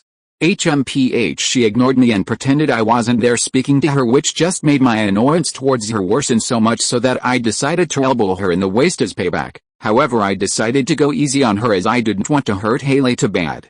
I swung my elbow at a high speed and approached closer towards her waist, growing at a faster speed as the moments passed. I know how I said I will go soft. I changed my mind. That shit still hurts. I felt my elbow making contact with her waist, causing an instant reaction of her dropping her burger and moving to avoid the full force of my attack. She got lucky as she instinctively moved in that last split second and then shot her head towards me as she settled on her seat, staring at me angrily whilst rubbing her waist in pain. Why did you just do that? She seemed like she was ready to make this a whole drama and get me in trouble. However, I have yet failed to understand why she wants me to get in some sort of trouble. I saw her about to shout even more, so I knew I had little time to think, so I acted quickly to silence her.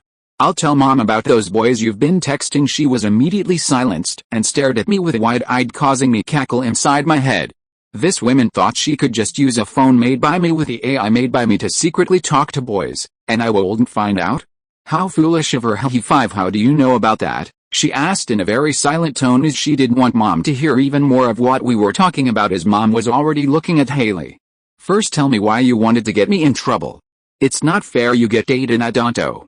I looked at her with a smirk appearing on my face. Hayley, you need to have a certain amount of game before you can actually date someone properly. She seemed to be offended when I said that, and her being offended by my jab caused the smirk on my face to grow wider in satisfaction. Fine, now tell me how you know about the phone calls. Oh sweet Hayley, don't forget about the messages you talk through. And also, deals off, I replied with my ever-growing smirk. 1. I'm going to kill you. Hail, you are way too self-conscious to get up in front of everyone and actually fight me. Oh. She went silent and a look appeared on her face, a look that I knew all too well, and I was ready to get up, ready to run, as I knew that when she got that look on her face she did not care any more about reputation and sorts. As a matter of fact, Hayley from the show never had that kind of look, as she always cared about how everyone around her thought of her, but having a brother the same age as her made her pretty different, as she also now had moments where she didn't care about reputations and stuff like that in front of others. I guess this is one consequence of having a brother.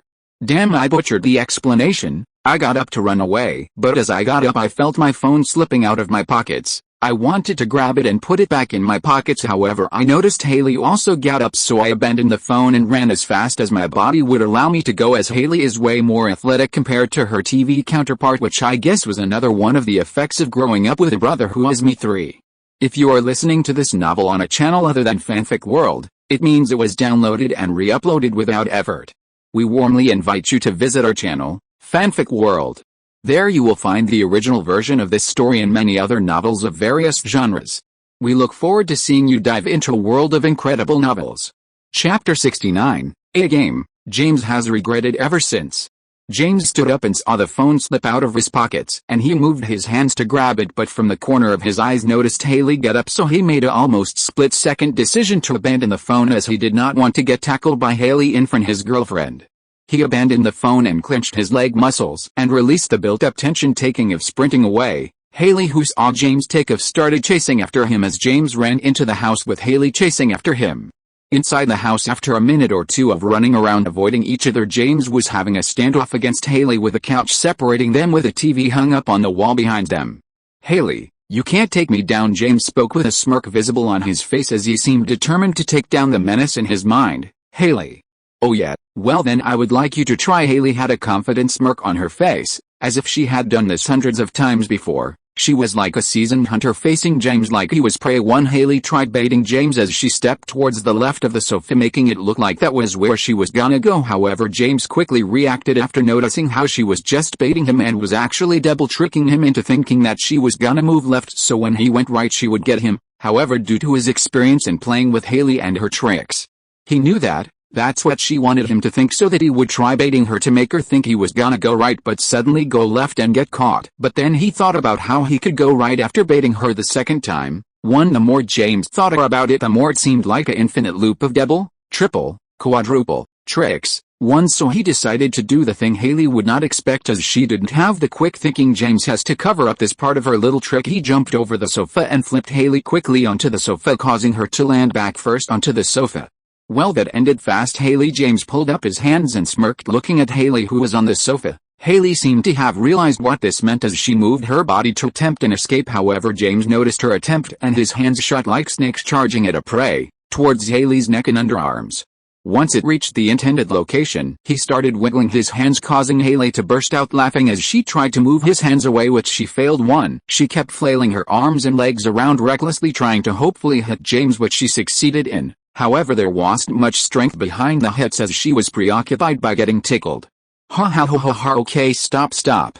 I'm sorry. Hayley asked James to stop. However, he didn't take any chances of getting backstabbed and tickled her harder as Hayley laughed so much until there were tears threatening to fall out of her eyes due to laughing so much. Only then did James stop his onslaught of tickling and walked away, leaving Hayley on sofa to recuperate, feeling accomplished at getting Hayley.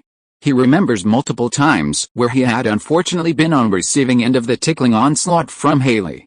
This was one of the games between them where Hayley is just a pro at. For some reason, there have not been more than about 4 or 5 handful of times James has ever won. Thing is, these two have been playing this game for years now.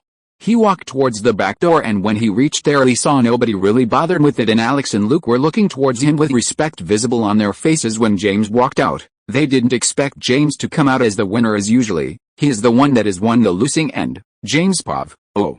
So when I was at the school for this month, Hayley must have terrorized these two poor souls. I feel slightly bad, not gonna lie, as this game is usually between me and her, and these two are not involved. Well, then again, I only feel slightly bad. They actually used to laugh at me for losing before. However, now they must have personally experienced Hayley's skills at the game. I was the one who brought this game up to Hayley when we were way younger due to some friends playing this game. And now, I have regretted ever making it into a game between us, as in the beginning destroying Hayley was way too easy, and that's where I had most of wins come from, but it's like she had some great talent as she became good at it fast. I looked around at the spot I was sat at before Hayley attempted to attack me, only to find my phone that I had dropped earlier to have disabled. I looked around, yet I still couldn't find it, which was weird. I walked up to the table to get a closer look, hoping to find it, yet I still couldn't.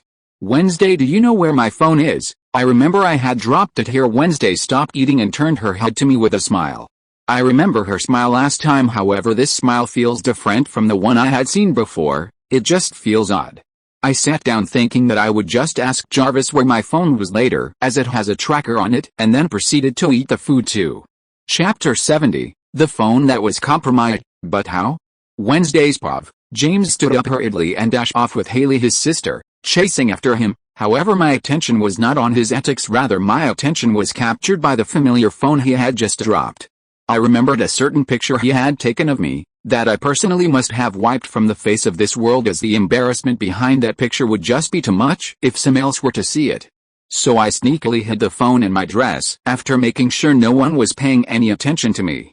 "Excuse, do you mind pointing the direction to washroom?" I asked Luke, who was sat opposite to me.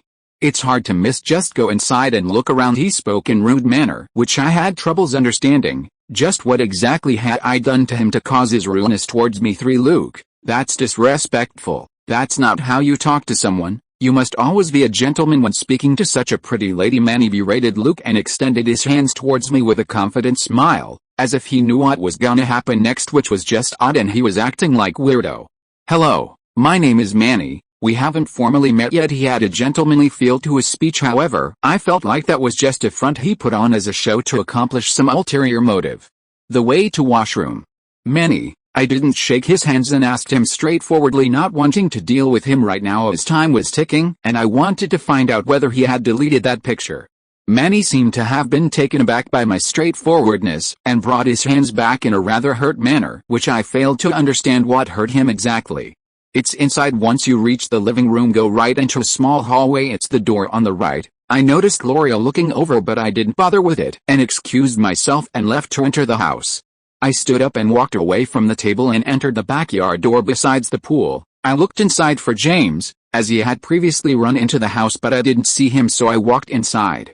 I headed towards the washroom vigilantly, and I arrived at the living room where I saw James and Hayley running around avoiding each other. What impressed me was the skills of Hayley, who I thought to be unathletic at first glance, yet is now showing such agility, skills and tactics in trying to, I assume, capture James.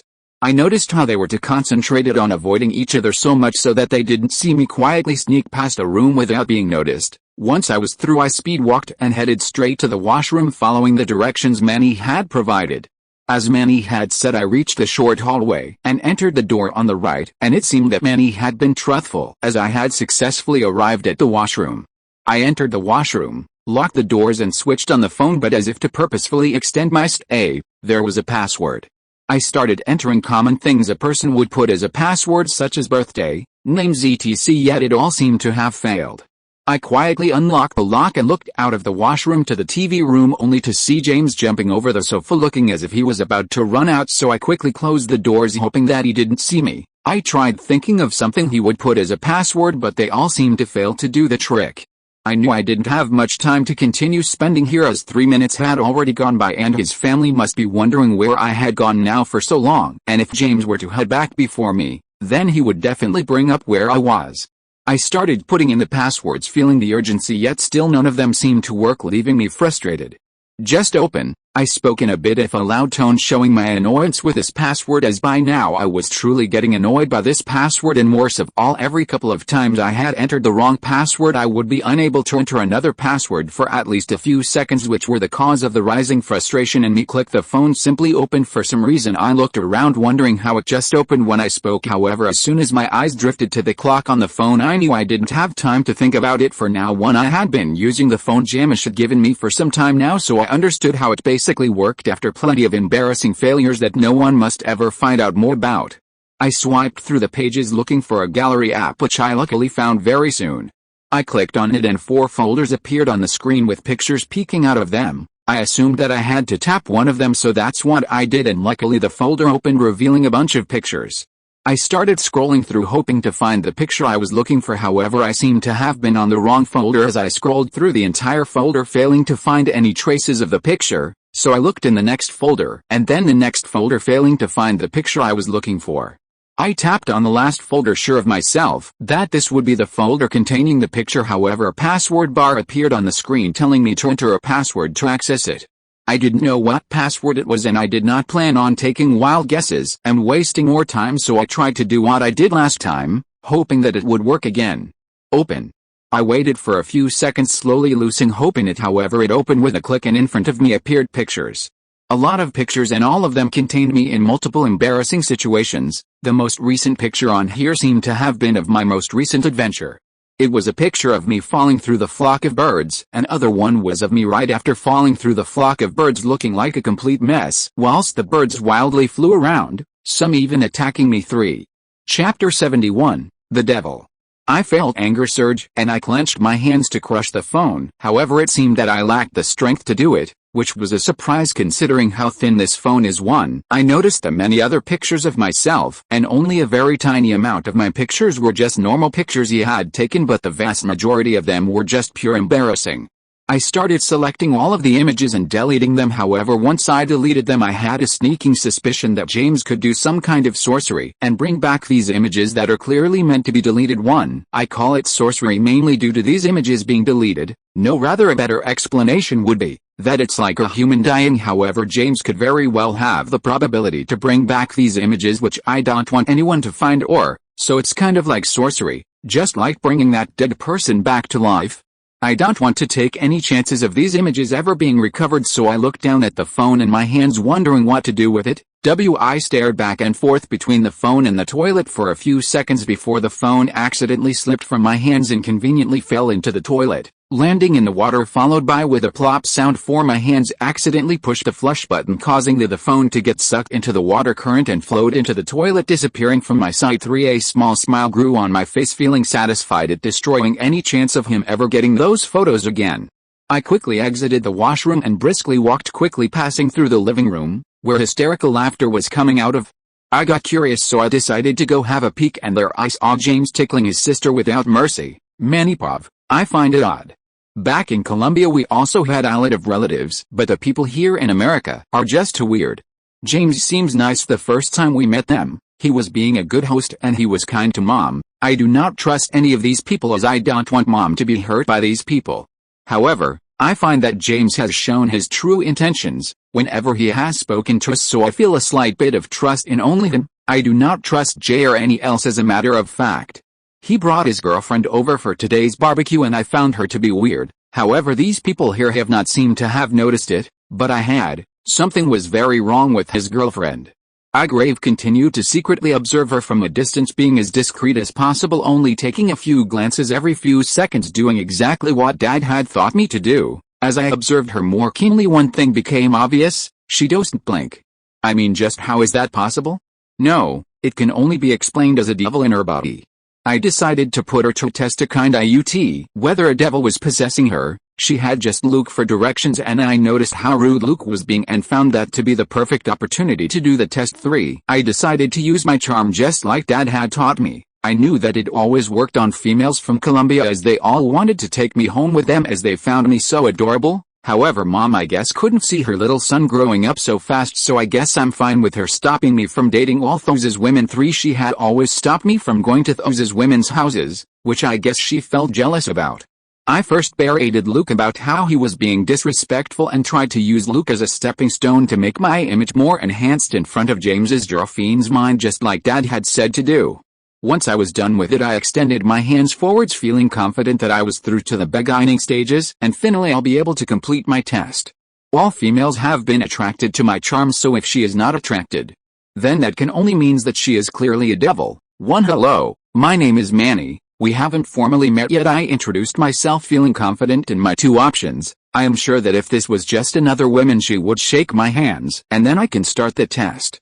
However, unlike my expectations, she just stared at my hands without blinking, which brought chills to me. When she stared at me, eyes with no emotions visible, making an option of who she really was pretty clear in my mind. However, I didn't want to jump to conclusions just yet. The way to washroom. Manny, what? That's impossible. This has never failed at the very beginning stages. Never. Wait, does that mean she is not human? She doesn't care for my charms, which is just impossible to avoid, so that means the devil. I instinctively brought my hands back with fear ever growing in my heart. I controlled my hand from shaking and quickly told her the directions to the washroom, as I wanted this devil to get far away from me. She stood up and left, hurriedly heading to where James and Hayley went. I felt like something bad was gonna happen to James, so I looked at Mom, who was staring at me, and I knew I had to tell Mom about this devil and James's girlfriend. I know Mom can ward off devils. I've seen her do it before. I'm sure she wouldn't mind saving James and his girlfriend too. Chapter 72, Events Set into Motion. I looked over at Mom and decided to do a special hand sign we had made back in Colombia. It was meant to communicate between each other when we could not speak aloud due to our surroundings. I started to do the hand signs when Mom looked over at me. The hand sign I did meant that I needed to talk to her privately. Mom saw my hand sign and nodded, looking at me slightly confused. Excuse me everyone.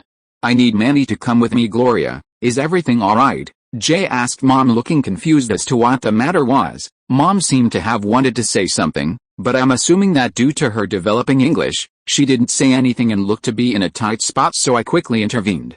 Jay, I want to tell my mother something in private, do you mind? Haha, Manny, we are all family here, there is no shame in saying it here. I appreciate that offer, Jay. However, this is something I need to say in private. I stood up and left the chair with Mom following me. We walked further away from them, deeper into the backyard, until we were out of earshot. Once there, I turned to Mom, ready to say that I had confirmed that Wednesday was possessed by the devil. However, she spoke first, ruining my built-up momentum. Manny, what happened? Mom, I think James's girlfriend is possessed by a demon. Huh? Manny. She started moving her hands, touching her shoulders, then heads, and finally putting her hands together and started asking for forgiveness to Jesus in Spanish before she looked at me. Manny, we don't say its name loudly. And Wednesday is possessed by no evil spirit. Don't speak bad about behind them. No. Yes, don't speak bad about them behind their backs. She smacked me on my head in anger, which hurt, even though she didn't put much strength behind it. But Mom, I swear I even did a test to see whether she was possessed by the dev. Evil spirits. Manny, this is enough. Mom started walking back to the table in anger as I felt panic arise. I knew she was possessed by the dev. I mean evil spirits. Mom, but please just check. I hurried after Mom and spoke in Spanish, hoping to appeal to Mom, and tried my best to look cute. She turned around and stared at me, and after a few seconds, she let out a sigh at home. How can I refuse when you act like this? Fine, I will check. But if you wrong, then you will say sorry to them. To see Mama. She nodded and walked back to the table. I followed her, and we sat back on the table. I finally felt relieved. I knew Mom was an exorcist and she could feel evil spirits around when she concentrated on looking for them. She had exorcised many places back in Colombia. Claire Pov, Dad, what do you think they are talking about? Probably nothing. Who cares? Dad said that. However, he seemed to have been wondering himself what they were talking about. I wanted to sneak up and eavesdrop on what they were talking about. However, when I took a quick glance at Phil, it was like he somehow knew exactly what I was gonna do and just shook his head side to side. Come on, Phil. Claire, they deserve to have their own secrets. If you do that, won't they not feel safe in this house? And they will not trust us as well. Yeah, Claire, I feel like I am building good trust with Gloria, so don't ruin it. Mitchell joined Phil and took advantage of this situation to throw a jab at me. Shut it, Mitch, and you have barely spoken to her. How exactly are you building good trust, huh? I asked, feeling annoyed. Well, let's see. That's right. When we speak, it just feels like me and Gloria click with each other. It's like we understand each other's th. I saw Cam's hand move and pat Mitch's back to stop him from continuing, as now he was just embarrassing himself. We all knew he didn't exactly like Gloria, as he had spoken to her maybe once or twice, and it was barely a few sentences.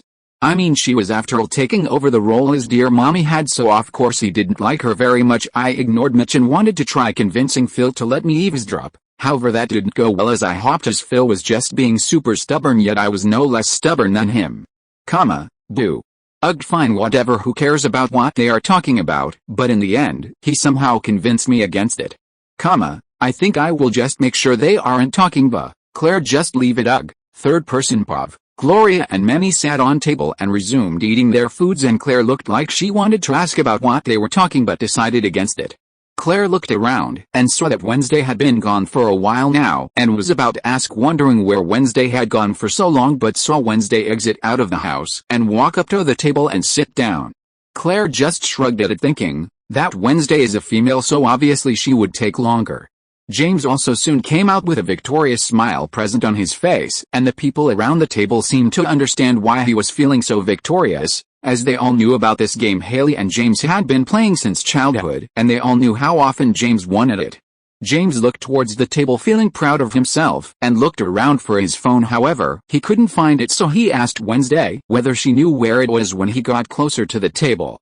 When he asked Wednesday, her normal expression changed as slowly a smile filled with malicious intent appeared on her face, as she remembered the fact that he had taken that pictures of her instead of bothering to move her or warn her about the incoming flock of birds she could have avoided.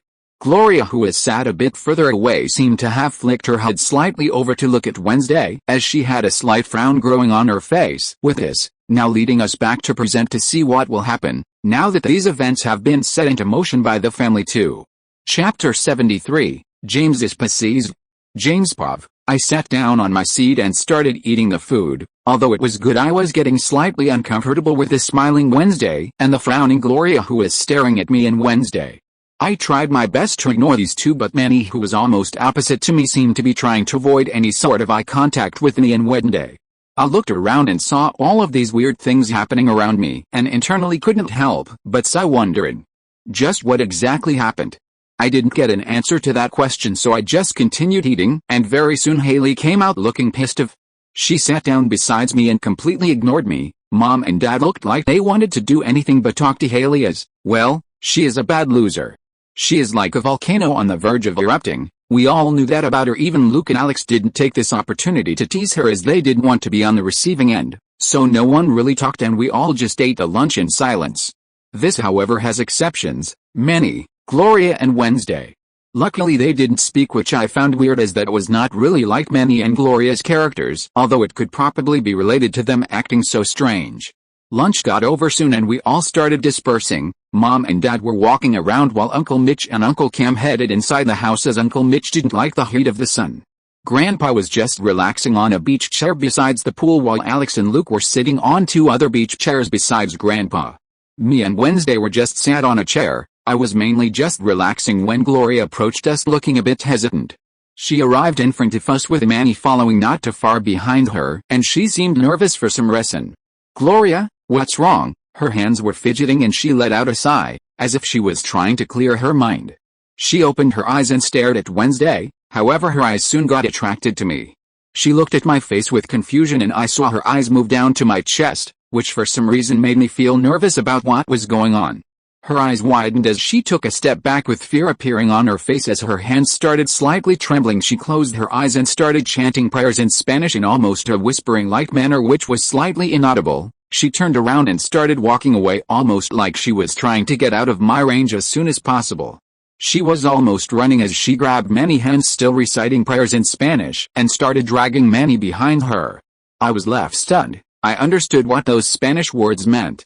I saw her hurriedly leaving as my confusion regarding what the hell was going on intensified. Gloria in Spanish was asking for forgiveness and talking about something regarding evil spirits, which was just confusing to me.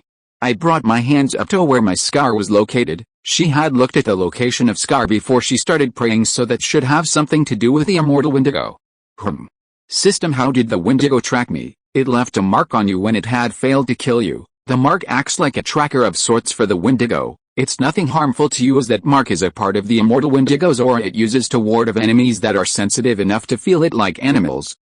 My best guess now is that Gloria could somehow sense that mark.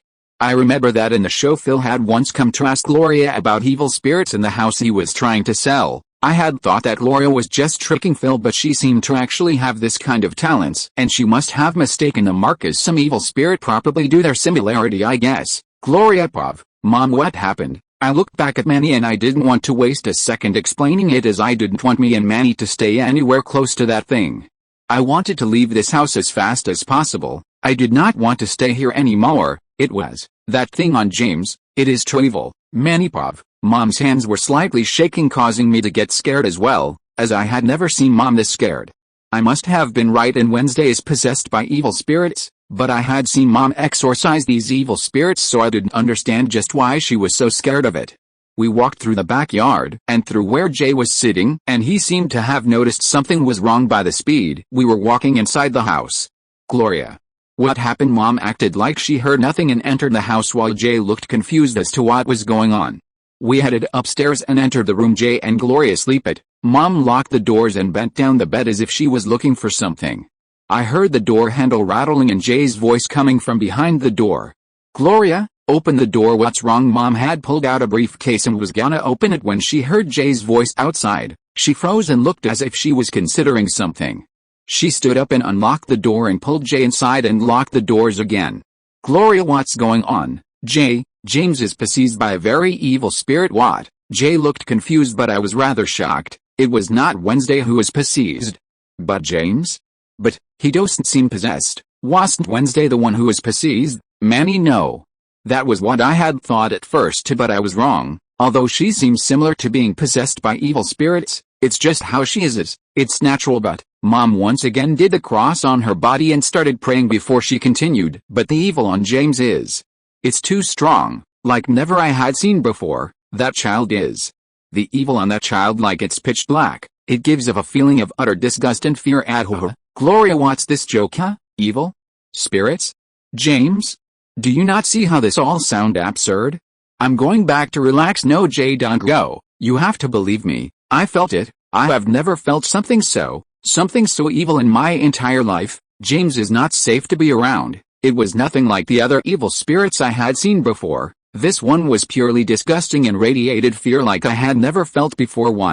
Chapter 74, The Search for Truth, The Eavesdropping Incident. Jay stopped and turned around to look at Mom. Gloria, I don't know what this is, but I can't just believe some superstitions nonsense like that. Jay opened the door and exited the room, and I turned to Mom. She seemed to have an angry yet helpless expression, angering me. Jay is really nothing like my dad. If Dad was here, he would support Mom. I knew that Jay was not the right guy too. Mom opened the suitcase after a few seconds of silence. Inside the suitcase was a gun, and the tools I'm familiar with that Mom uses to exorcise evil spirits. She took out the cross and holy water. Manny, James is Jay's grandson. We can't let him continue to be infested by that evil spirit. So, we are gonna cleanse him. James. James, are you possessed by an evil spirit? Wednesday seemingly asked nonchalantly regarding it. I looked over at her sideways and smiled. Would I tell you, if I was possessed? Forget it. She seemed to get slightly annoyed, and I let out a small laugh seeing it happen. Do you remember when that immortal Wendigo pierced my body, and I had almost died? Yes, but how does that relate to this? The thing is, I had almost died, therefore it had failed to kill me, so it left a part of its aura as a tracker on that spot it had pierced me, and when Gloria felt that aura she must have assumed it to be an evil spirit, as I can imagine a Wendigo is pretty evil and disgusting considering the fact that it enjoys dining on humans. Oh, so that day you fought it, it must have tracked you through the scar, huh? Yep, so what are you gonna do about Gloria now? That question got me thinking, and since I didn't have an answer I kept silent. I saw Grandpa go into the house. He was probably going to Gloria, although I wonder just what Gloria and Manny will do now. This was something that never happened in the show, so whatever happens now can very well derail the show. If Gloria were to leave Grandpa, then, man, I can't let that happen. I stood up, started walking to the house, and Wednesday stood up to follow me. Wednesday, this is a very interesting theory James has, and I can't wait to see how he will handle this situation. So when he started walking towards the house, I decided to follow him as I wanted to know what will happen from now on. James, I don't know why Wednesday was following me, but I didn't currently have the time to care, as for all I know Gloria might have gotten into a car and started driving it, so I sped up and entered the house. I looked at the main door handle and saw all of the keys untouched, so I let out a sigh as Gloria had yet not left. I walked deeper and saw Uncle Mitch and Cam chatting with each other, minding their own business, giggling at what they were talking about. Hey, Uncle Mitch, do you know where Gloria went? Uncle Mitch looked towards me as he broke the conversation he was having with Uncle Cam. I think she went upstairs, right Cam? Yep, I saw Gloria and Manny go upstairs, and Jay had also gone up not too long ago. Okay, thank you. I started heading upstairs when I heard Uncle Mitch and Cam start talking to each other again. However, I didn't have the time to waste eavesdropping what they were talking about, so I headed upstairs along with Wednesday. Three-person James and Wednesday started walking up the staircase as Mitchell and Cameron started discussing amongst themselves. Hey Cam, what do you think is going on upstairs? James seemed to be urgently looking for Gloria just like Jay, so something must definitely be happening, right? Wanna look? How do you even need to ask? Cameron got excited and stood up with Mitchell, and as they were about to head upstairs when Alex and Luke stepped through the backyard gates. Hey Uncle Mitch and Cameron, where did James go? Alex, they went upstairs. Alex and Luke walked over to the staircase, ignoring the presence of Mitchell and Cameron, and sneakily started climbing it when Cameron coughed, causing Alex and Luke to freeze and turn their heads back. Don't you guys know that eavesdropping is bad? Cameron seemed to have stern faces, stared at the two strictly. Alex and Luke were left frozen, wondering what to do when Alex looked like she had an idea. Uncle Cam, you guys can also come with us. I know you want to, Alex proposed, hoping for Cameron to allow them to eavesdrop, as they knew something interesting was going on, and since Cameron and Mitchell were both planning on eavesdropping, however, they could not seem like bad examples in front of these kids, so they took a righteous stand in this. Fine deal. Mitchell was gonna refuse as he wanted to set a good example, but Cameron spoke faster than him and accepted being unable to hide his curious nature. Alex had a victorious smile, and as they were about to walk up quietly, they saw Jay coming downstairs looking disgruntled. Jay saw them all trying eavesdrop and scoffed, and then ignored them as he went to sit on the beach chair outside. They all looked at each other wondering whether they should continue to eavesdrop, but they all simultaneously came to the conclusion to continue eavesdrop, ignoring the idea of not eavesdropping, as even Mitchell was curious about what's happening. So they headed upstairs sneakily and saw James from around the corner of the staircase, ready along with Wednesday, about to enter room. He entered the room followed by Wednesday, and as they closed the door, a voice was heard behind Mitchell and the group. Just what are you guys doing on the floor? 1. Chapter 75, A Mess. James Pov, stand back, Gloria shouted at us with a gun pointed at me with fear on her face. I raised my hands up, and she relaxed slightly, yet she still had a fearful expression on her face. Gloria, there is a misunderstanding here. That is not an evil spirit. That is, I know it is, and it is the most. James, please, it is tricking your mind right now, so please, let me remove this evil spirit from you. Gloria put down her gun and grabbed a cross and a bottle of water and opened the top slightly. James, please, lay down on the ground so I can exorcise this evil spirit. You don't know how dangerous this thing is to you and everyone around you. It corrupts the mind and makes everyone go crazy and gives them unstoppable urges to do very horrible things. System, does this affect others? No, it is just a tracker. Sigh. I was worried there for a second. Okay, listen Gloria, first just calm down. This is not an accessory. I slowly walked closer to her to not startle her, as I knew how good she was using that gun. 1. She froze when she heard that and saw me approaching slowly and quickly grabbed the gun, dropping the glass vial containing water, and aimed it straight at my head. I noticed that I was not in a close enough range to snatch the gun, so I could only calm her down first as her emotion seemed slightly erratic. Gloria just put the gun down. 1. A few seconds of silence passed when suddenly the door behind me burst open, revealing Alex, Luke, Uncle Mitch, Cam, and Mom and Dad. Hi. Oh my, Mom gasped in shock and stared wide-eyed at Gloria. Dad walked in front of me in a hurry and blocked me and Wednesday from Gloria. Gloria, let's calm down now. Put down the gun, he spoke in a low and calm voice as he faced the gun. I looked back and saw Mom rushing towards me with Uncle Mitch removing Alex and Luke from seeing what was happening. When she reached me, she held me in a tight hug, letting a relived sigh out, and after a few seconds she spoke in a soft voice, come with me James. Mom grabbed my hands and Wednesday's hands and tried to bring us out of the room. Uncle Cam also stepped forward with Dad to try to calm Gloria, as by now he had noticed how she was acting strange and not like her usual self.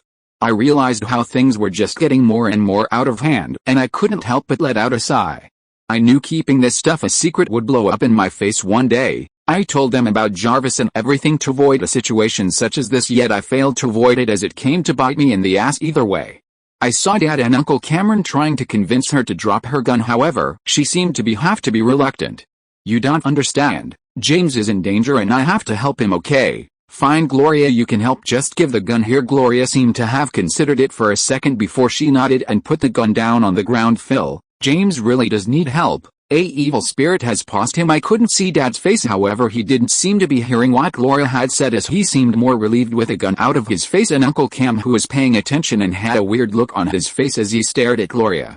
I snapped my hands out Mom grip, and I walked forwards towards Gloria, deciding to end this farce right now. Dad saw me walking forward, so he put his hands in front of him and tried to move me behind him, and Mom tried to stop me from behind.